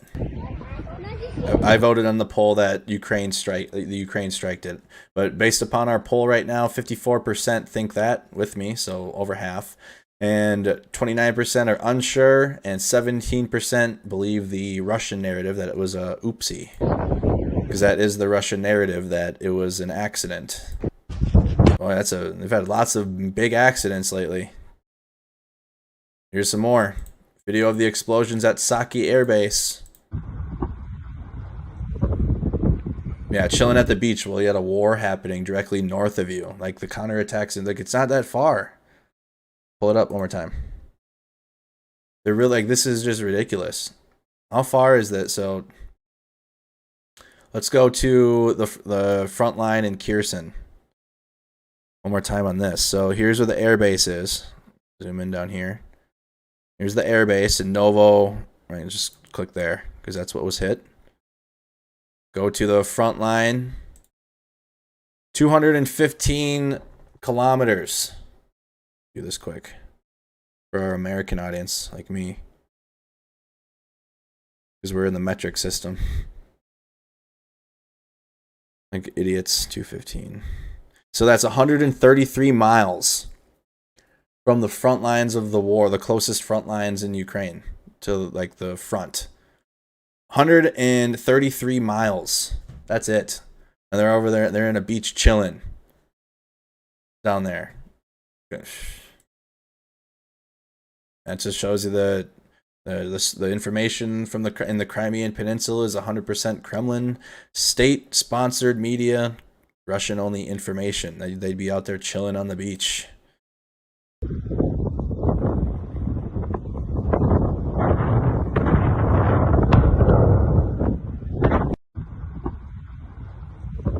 Okay, more. Video of explosions at the Saki Airbase in Crimea. Oh, we're at 420 viewers in the chat again. Mercado Media is a 420 friendly newscast.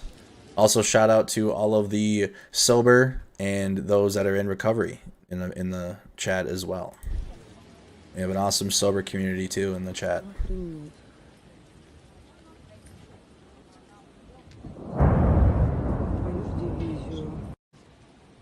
Okay, so here's some more. Video of the explosions at the Black Sea Fleet Saki Airbase in Crimea. Это пиздец.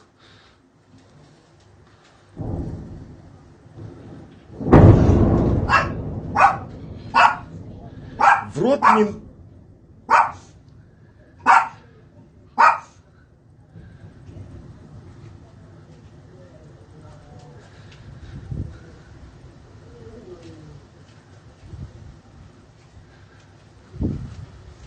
Все, у меня сердце встает, я пошел, блядь, бухать, нахуй. WRK, aka Ryle, subscribed. Welcome to the channel. Thank you. Here's more. Video of the explosions at the Saki Airbase in Crimea.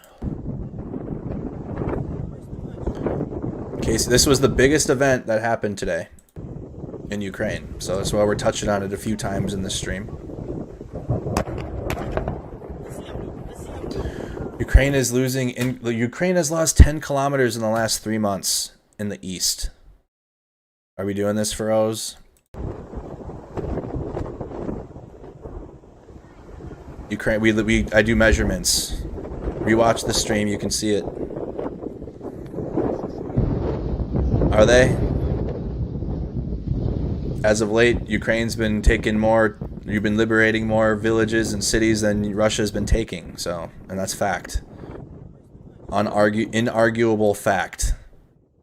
You can't argue it. It's like it's fact. They're taking villages back in Izium area now. They're taking villages back in Kherson. They have been doing that along the Inhluets River in Davdiv Brid. They've been liberating villages. They've gotten closer to Kherson over the past month and a half. And they're liberating territory in the Zaporizhia region between the Mykolaiv and Zaporizhia Oblast. Это пиздец. We've seen this one. Keep going down. Saw that one. I went backwards. My bad. The moment of one of the explosions. Но незначительный. О, вот смотрите. Огромный огненный шар только что. Ух ты, блядь! Все, ребят, вы простите, но это самое сильное, что прилетало вообще в принципе, и я случайно для вас это снял, блядь. Это пизда, блядь. Я в двух местах слегка порезал ножку, но незначительный. Alright, here's some more. Same explosion at Saki Airbase, just multiple angles.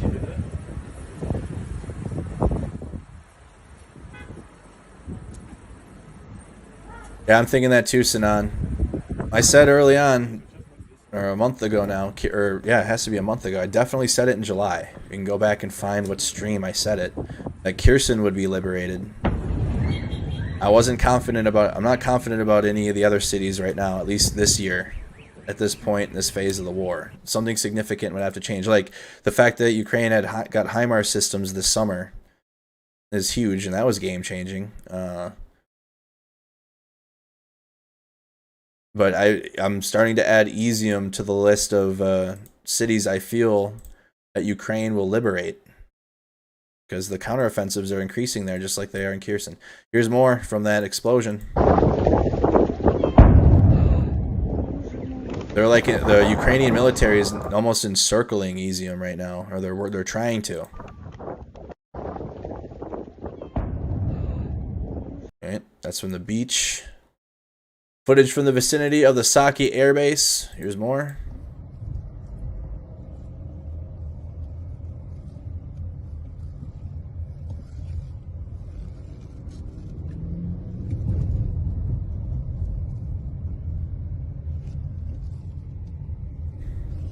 I feel the winter, the Russians will have to pull back from any front they're holding during the summertime because they don't have the resources and equipment to survive in a winter on their own. The current Russian military is not the Soviet army at all, so not the Red Army. So don't even compare that. But they're gonna have to pull back into some of their fortified territory, like Donetsk.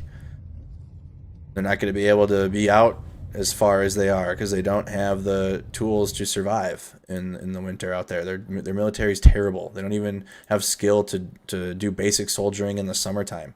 The wintertime adds a lot of incredible. Your risk management that you have to deal with in the wintertime in the military is tenfold more challenges than the summertime.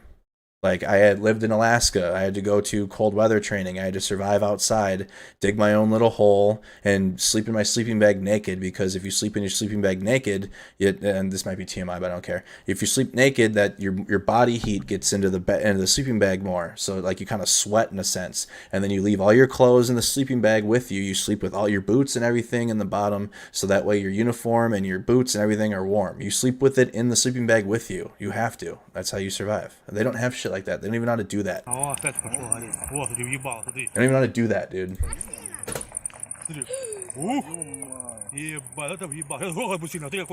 Не бойтесь.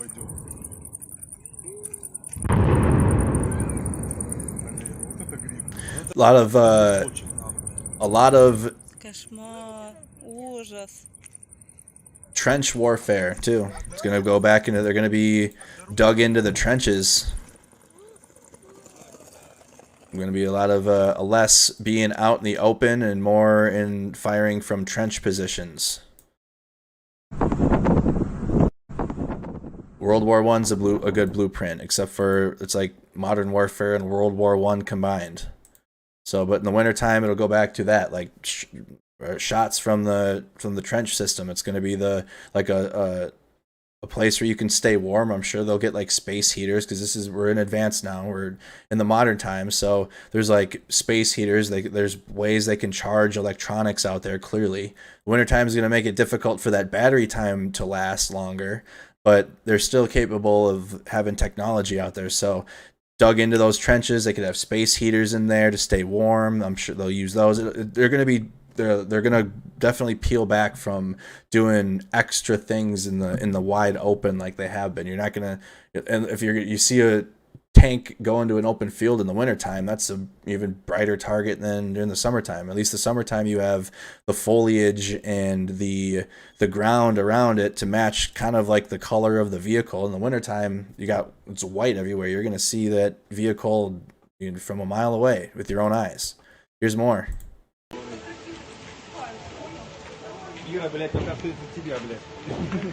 The Red Army was good in the cold, but again, this is not anywhere close to the Red Army. Not the same Russian military from World War II at all. According to Baza, there was an explosion. Here's more. I think we're getting about to the first video now. We've seen damn near all of them. Okay. All right, I think that's all of the videos from Crimea. Then we just went through them. Go back up. Yeah, that's going to be all the video. There's the picture. All right, the Crimean Peninsula. If I come across any more, we'll touch on it. Let's continue. Video of a Russian Uran-6 UGVs at the Mariupol airport. Is this going to be? Is this their bomb? Oh, yeah. It's their mine detecting disposal lawnmower. Here it is again. Конный Уран-6 готов приступить к поиску мин. Робот-сапер может работать в любых погодных условиях и на любой местности. Песок, высокая трава, плотный грунт и даже горы ему нипочем. А оператор может управлять этим роботизированным комплексом на расстоянии в 1 километр. Колонны друг за другом ураны выдвигаются. Jesus, dude. Look at the backpack you gotta have for this thing, dude.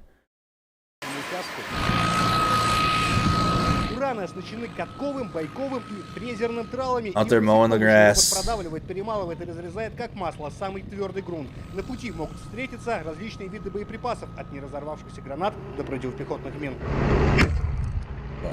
Первая опасная находка, как раз противопехотная мина нажимного действия. Робот нашел ее в высокой траве и тут же обезвредил. Look how big that backpack is. Робот-сапер может работать в любых погодных условиях и на любой местности. Песок, высокая трава, плотный грунт и даже горы ему нипочем. А оператор может управлять этим роботизированным комплексом на расстоянии Loud and exciting. Be loud and в 1 exciting. километр. Колонны друг за другом. God dang. Ураны оснащены катковым. Oh, they're doing some lawn mowing in Mariupol still. That's the Urine 6 UGVs. Here's some more.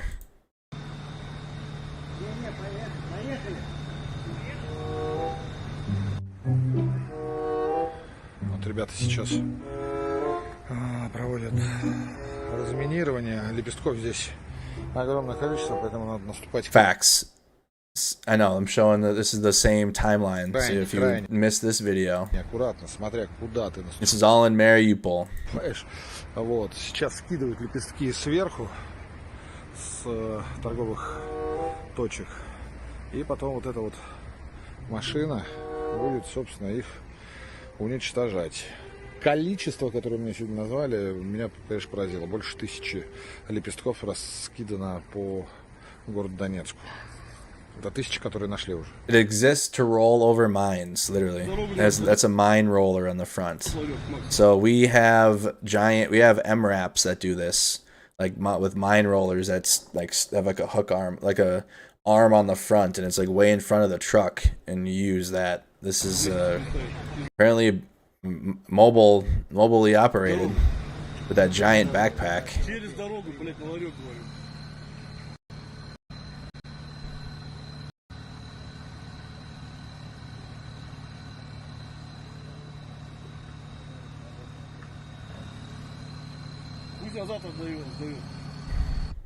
The RG-33. What is it? Yeah, I think it's the RG-33, right? Maybe I'm wrong.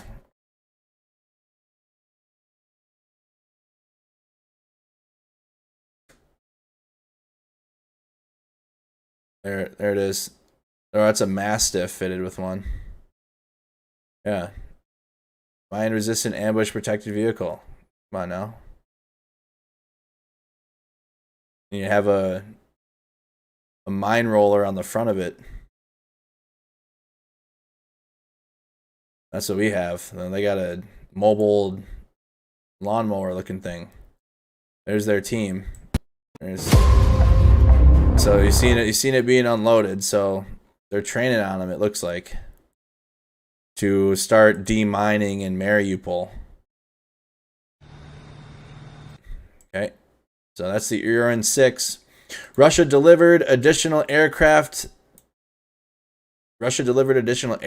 to Mail today. Looks additional Mi-35 helicopters to Mali. Dude, I'm dyslexic. Or it's late too. It's super late. We're at 3.5 hours again. Oh well, it is what it is. Russia delivered additional aircraft to Mali. No, it says Mail. That's supposed to say Mali though, isn't it? Yeah, okay. I wasn't okay.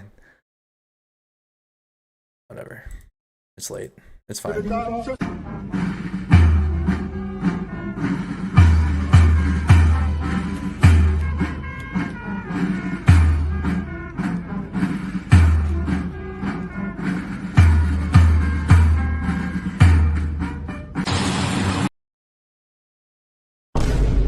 The fuck?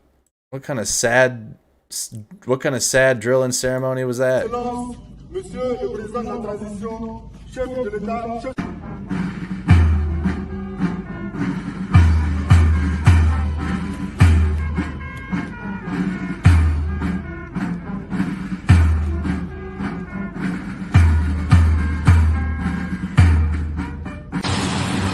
All right.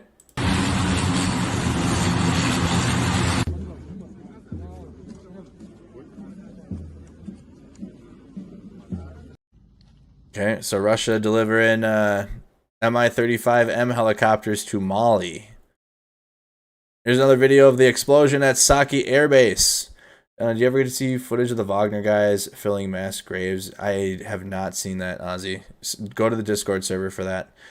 You can see an I-76 transport aircraft taxiing right there in the distance.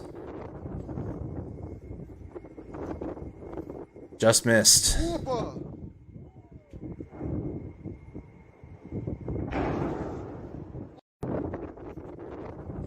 Slow mode. Continuing. Here's a video of Ukrainian M109A3 howitzers targeted by Russian Lancet loitering munitions. Why? That's a Panzer 2000.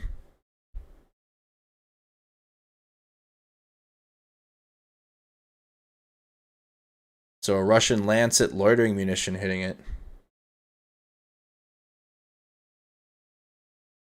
Might not have time to play Tomb Raider tonight, y'all. I might have to change the game. Might play some Call of Duty or something. It's just too late to play Tomb Raider right now. Still have some more video to go through.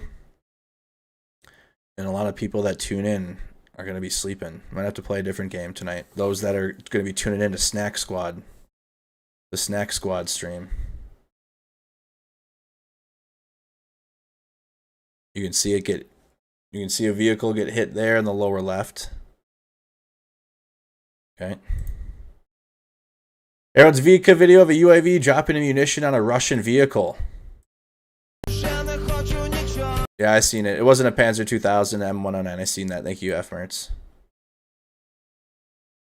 Aerodzvika video of a UAV dropping ammunition on a Russian vehicle.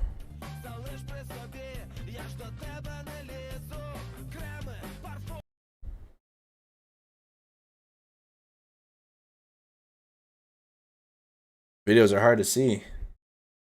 Also, hit that like button too if you could for me, chat. If you have not done so. Like the video, make sure you're subscribed. Streams do start at 8 p.m. Central Time, 9 p.m. Eastern. I was pushed back 45 minutes because my stream failed a couple times, but if this is your first stream or you're newer, I start at 8 p.m. Central Time during the week. This large explosion was reported by a Russian BTR-82. It is impossible to tell. Regardless, it's a strike on a Russian vehicle from Ukraine's 53rd Mechanized Brigade.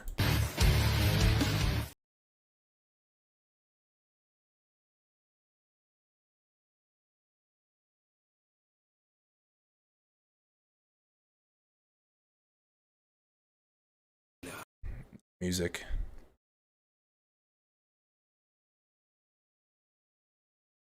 Don't get the copyright.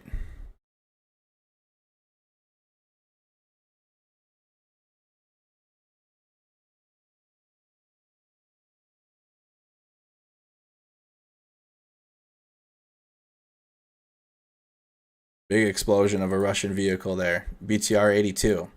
Oh, here's more from the Saki Airbase in Crimea. Oh. Oh, yeah. Comfortable down there. Video of a Russian precision-guided missile strike posted a week ago. Okay, if it's a week old, we can skip it. Video from Ukraine's 93rd Mechanized Brigade of a Russian BMP being destroyed, possibly by a mine. So you got a Russian BMP being destroyed by a mine here.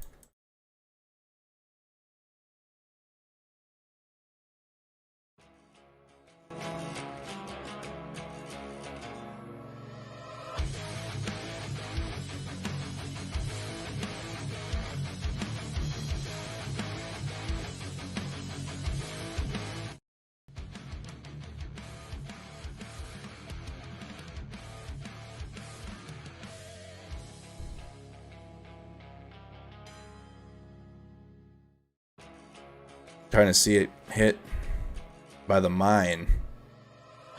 There it was. Boom.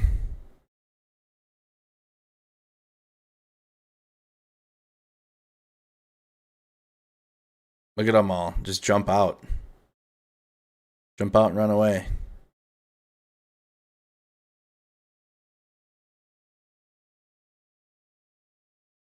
Oof.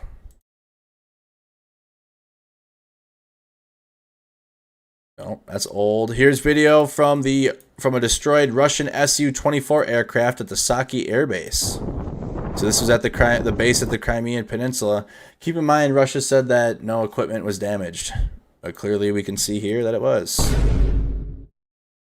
Presumably the footage from one of those Su-24 bombers. Since these three Su-24 and Su-30SM are in line without cover, there's a good chance the other 5 are damaged and destroyed as well. Ukraine hit that, dude, for sure. One visible in the back too. Ooh, good catch there. Good catch there. Chats on Twitter from Ireland and Ukraine shaking hands.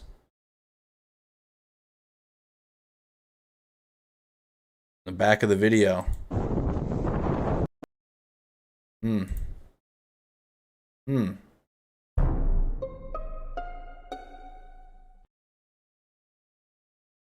Wagner private military contractors in Soledar. Pull this up on the map quick in case you don't know where this is. Soledar. Over by Bakhmut.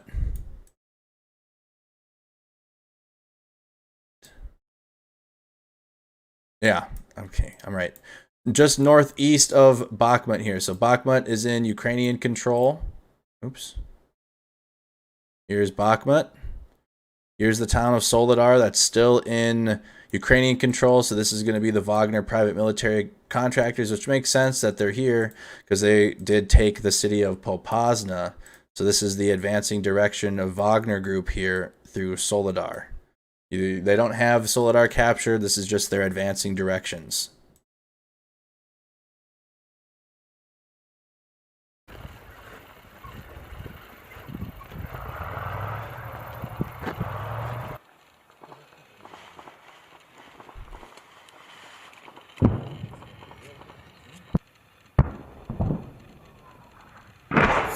I don't know, Mick. I know, right?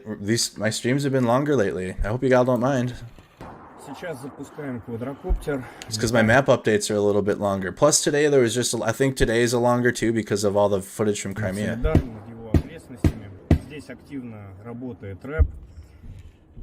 I'm extensive, y'all. If y'all have followed me this long, you know I'm extensive as I possibly can from day to day.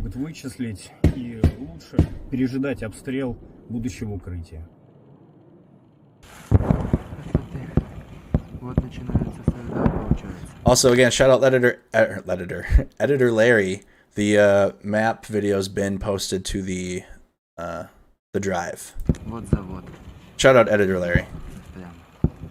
С этой стороны у нас идет вот карьер песочный, как в антивеку.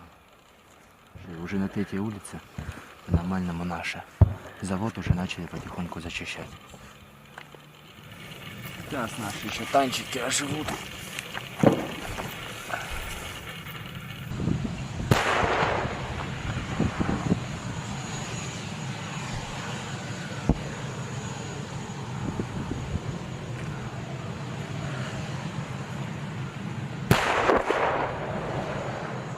Сейчас вот отработал наш танк, прикрытие нашей пехоты в район Солидара, где наши бойцы защищают улицы. Ну, отработал, по рации слышали, как успешно. So this is showing the Wagner private military contractors near Bakhmut and their operations advancing on the town of Soledar.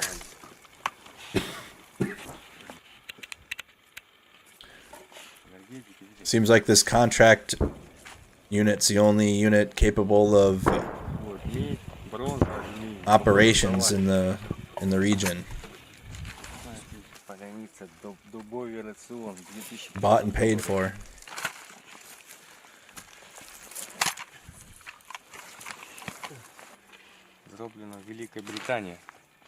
That's showing that they got the United Kingdom and the Ukrainian symbol on it.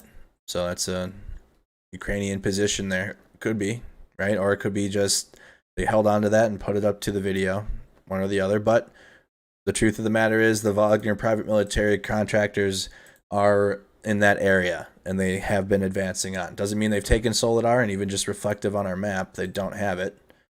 There's still plenty of Soledar left, and this is a claimed Russian advance along the T-1302 highway. They've been trying to cut Ukraine off along that T-1302, the Ukrainian military, and that ground line of communication have not punched through yet as of today. Still haven't. So we're still waiting on anything more from that, but that is the town of Soledar here, still in Ukrainian control.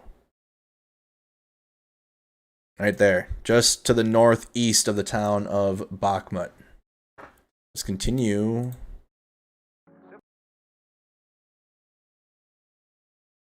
Admiral Kuznetsov getting some repairs.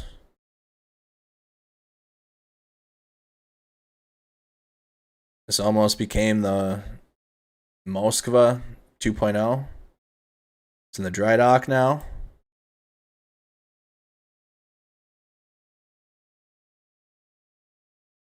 Here's aftermath video showing damage to civilian vehicles in the Saki Airbase. So this is one of the aftermath videos from the strike in Crimea today.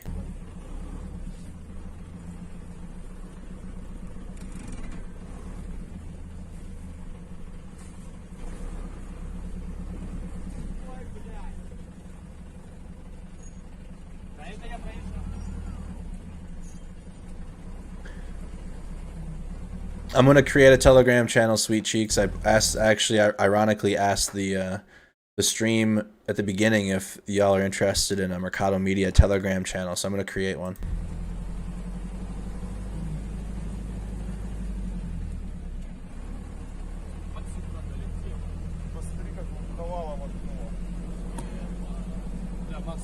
We have a Discord server already.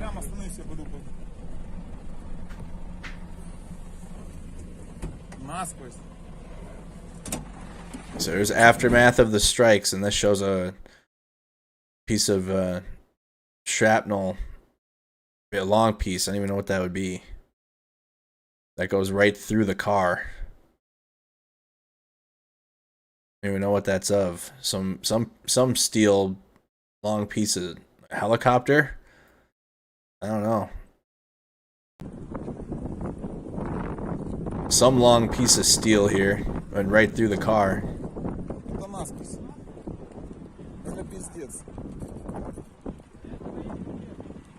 All up around the Saki Airbase in Crimean Peninsula. Alright, that's the end of the video reports from Rob Lee. Now let's go to the Ukraine War Report on Reddit. See anything that we might have missed on that. There's the video, again, from Crimean Peninsula, the biggest news of the day. Or from what would have been yesterday now if you're in Ukraine, because it's already the 11th. Well, it's the 10th daytime. Almost 9 in the morning in Ukraine now.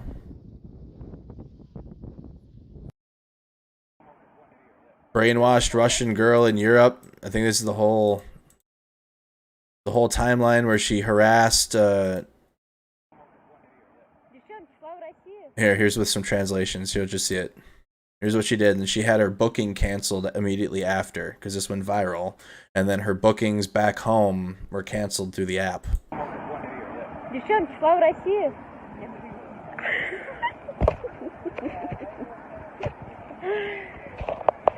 Россия победит! Россия победит! Ля-ля-ля-ля-ля-ля! Чей Херсон? Да, Украина. Уже референдум проводит. Да. Нахуй вашу Украину. Блять, какого хуя у меня только что отменили этот букинг в Вену.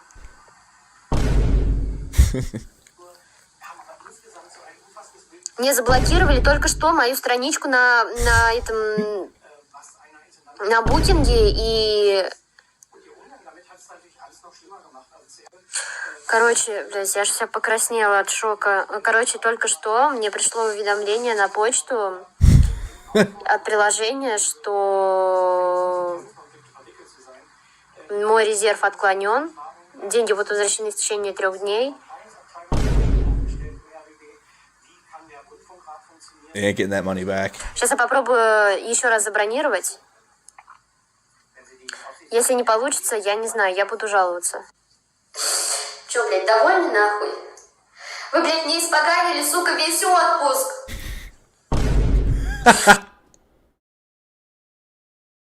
My whole suka holiday. Oh. Wow, that was the best lore I've seen from that. We got the whole story arc there. We only had the beginning part a day or so ago. I'm glad to see we got the full piece there. That was critical for us to see that ending. Nice. Yes. Perfect. Awesome. Awesome. Yep, cry. Did you see that one more time? At the end? I only see the beginning part. That doesn't matter. Вы, блядь, мне испоганили, сука, весь отпуск. Ruined her whole holiday, damn it. Испоганили, сука, весь отпуск. Awesome. Okay, we've seen all these already. This is all the strikes in Crimea. Seen all that. Seen all that. Let's see. It's just a big day of videos coming out of Crimea today. What is this? Russians in Europe. What the civilized world needs to know about cowardly fascists. The Russian attacked the Ukrainians and fled. Orcs should be found. Okay, let's see.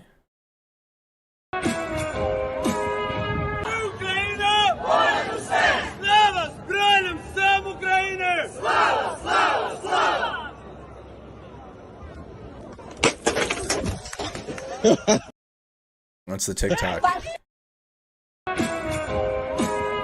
Oh, do the thing, I guess.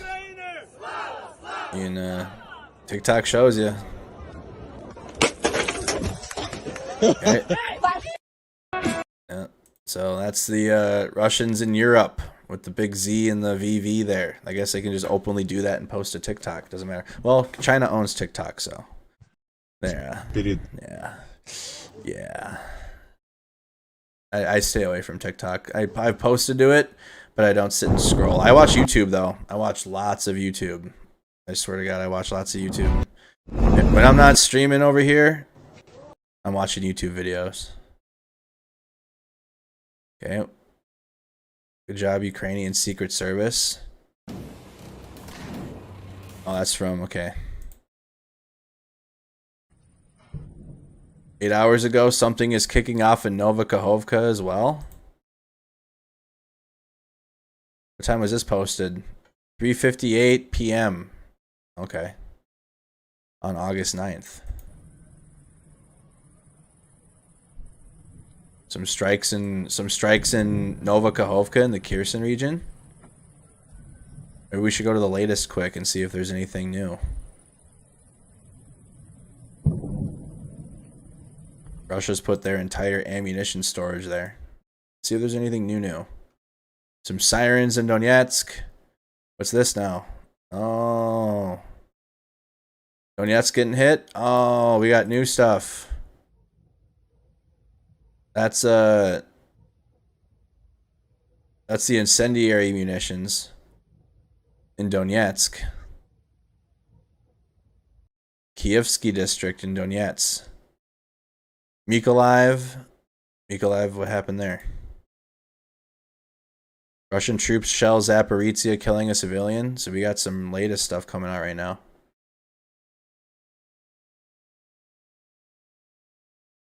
(8:10) this is just past midnight. Shellings in Mykolaiv. So that's going to be a part of the update tomorrow then. Wow. Oh my goodness.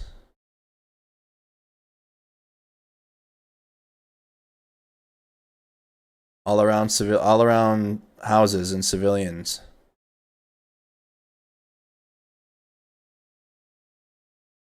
Coach Brian, thank you, Andrew, favorite YouTube streamer. Thank you so much, Coach Brian. So that's a Mykolaiv that was just posted. Russian troops shell Zaporizhia, killing a civilian. The moment launching rockets from the Kherson region towards Zaporizhia. Oh dear, yeah, that's Zaporizhia. That's where the power plant is, y'all. Да. Он сейчас в новую десь гэпнется. Офигеть.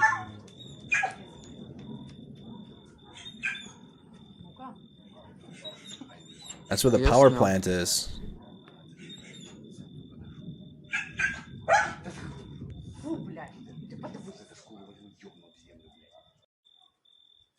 All right. So this is the latest. Not in summary format. This is like the latest news coming out. Another clip. Oh, we've seen that clip already. We got a intelligence update. Latest intelligence update from the United Kingdom. Russian commanders highly likely continue to be faced with the competing operational priorities of reinforcing the Donbass offensive and strengthening defenses against anticipated Ukrainian counterattacks in the south. So this is going to be another addition that I'm doing to the stream. So those that stick to the end, you're going to get the latest news, like breaking now, because it's a lot of summary through the day. And if you make it to the end of the stream right now, I'm going to do a rundown of what's going on in Ukraine immediately now on my timeline. So I'm including the questions portion after the map breakdown, and at the very end, like when we get to this part of the stream, we're going to go through whatever's going on in Ukraine now. To support the Ukraine operation, Russia has almost certainly established a major new ground forces formation, the 3rd Army Corps, which I talked about at the beginning of the stream. Based off of Molino in the Nizhny Novgorod Oblast east of Moscow. Russia plans to resource a large proportion of 3AC from newly formed volunteer battalions, which are being raised across the country, and which group together recruits from the same areas. Russian regional politicians have confirmed that potential 3AC recruits are being offered lucrative cash bonuses once they deploy to Ukraine. Yeah, those ones are being deployed being offered about $4,000 one-time payments. Recruitment is open to men up to 50 years old with only middle school education. Damn. A Russian Army Corps typically consists of 15 to 20,000 troops, but it will probably be difficult for Russia to bring 3AC up to this strength, given very limited levels of popular enthusiasm for volunteering for combat in Ukraine. The 3AC's effect is unlikely to be decisive to the campaign. Treated. The 3AC. Middle school education and 50 men up to 50 years old. Goodness. Downed Russian rockets over the Zaporizhia region.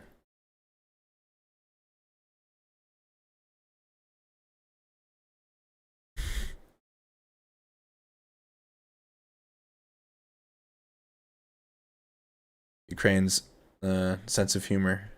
We saw that video from Crimea.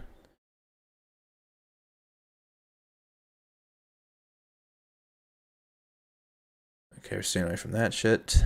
Let's see. I don't even know. So some of this is junk stuff now. I gotta go through my list and unfollow a bunch of sources that are not tracking Ukraine anymore. That's in Mexico. That's not even in Ukraine. So it looks like there was a strike. There's strikes in Mykolaiv and a strike in Zaporizhia is the latest in Ukraine.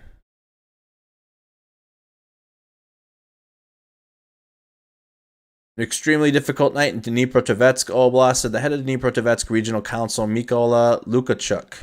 About 40 shells from MLRS were shot, killing at least 10 and injuring 11.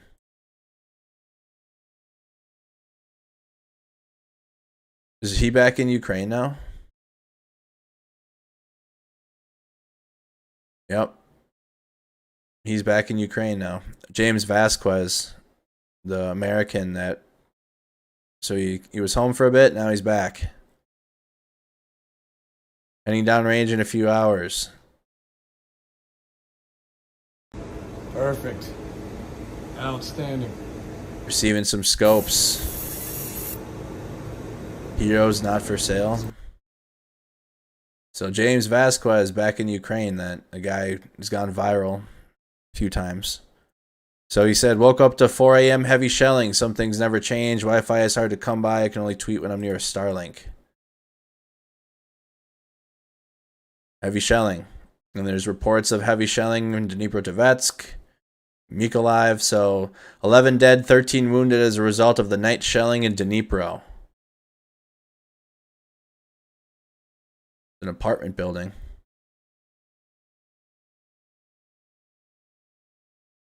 Here's more photos of the shelling.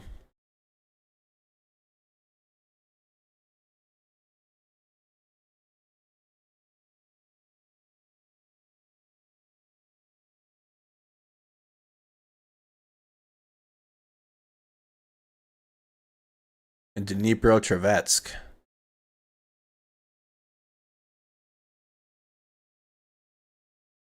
And then there's a video of what the tree looks like. It doesn't have any leaves on it. It looks like an old video. But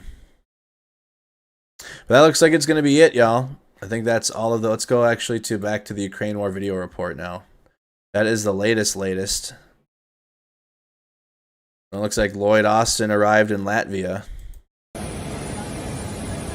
Lloyd Austin arriving in Latvia to talk about Ukraine assistance.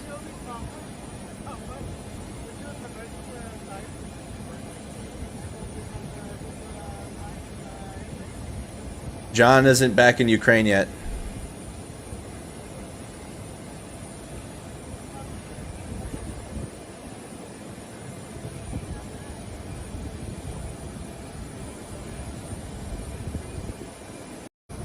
Okay, that's Lloyd Austin arriving. And that the shellings. All right, let's go back to the video report. Anything we missed? I think that we got the explosions in Crimea. Saw that, all of it, all those videos. Saw the whole story with the Russian tourist harassing Ukrainian citizens and then getting her booking canceled and crying about it, like a true Karen. True Karen. Karen Awards for 2022. James Vasquez is back in Ukraine. I think that's going to be it for the war update now. Damn, nearly a 4-hour stream tonight. What's this? What's this about? Hold on. Let's go and see what this is. From the Sun. Oh, this is from August 6th. Okay, old news. Old news. All right, y'all. Hey, I will be live for an hour or so. An hour or two on Snack Squad. I'm going to be doing a different game, though. Way too late to be playing... Yeah, I'm not going to be streaming the finale to Tomb Raider since, again, it's almost 1 in the morning for me. But I'm going to stream like Call of Duty, I think, some Warzone. If you're interested, you want to squad up or hang out in the stream and chill, I'm going to play on Snack Squad TV. Hang out on us on the gaming channel. I'll still redirect you over here, but I'm likely going to be changing the game and the title. So I'm going to keep the stream the same. Just going to change the game and whatnot. So just hang out or head over to Snack Squad TV right now. You guys are an amazing audience. Thank you again so much for tuning in to Mercado Media every single night. Make sure you hit that like button on your way out if you could for me. Become a member of the YouTube channel. Becoming a member is the one way to support me monthly here, including on the Patreon. I'll be making like a short little advertisement video, I think, tomorrow to show like my merch store, so you can get like Mercado Media merch that helps support my channel. We have Ukraine fundraisers on every single Ukraine war video summary, which another thing I'd like y'all to do is go check out more videos on Mercado Media on this YouTube channel that you're on right now, not Snack Squad. But while in between you're waiting for the streams, I mean, I'm posting Ukraine war video summaries. We got map summaries going up in between the live streams, and of course they're all in a nice playlist so you guys can find them easy on Mercado Media.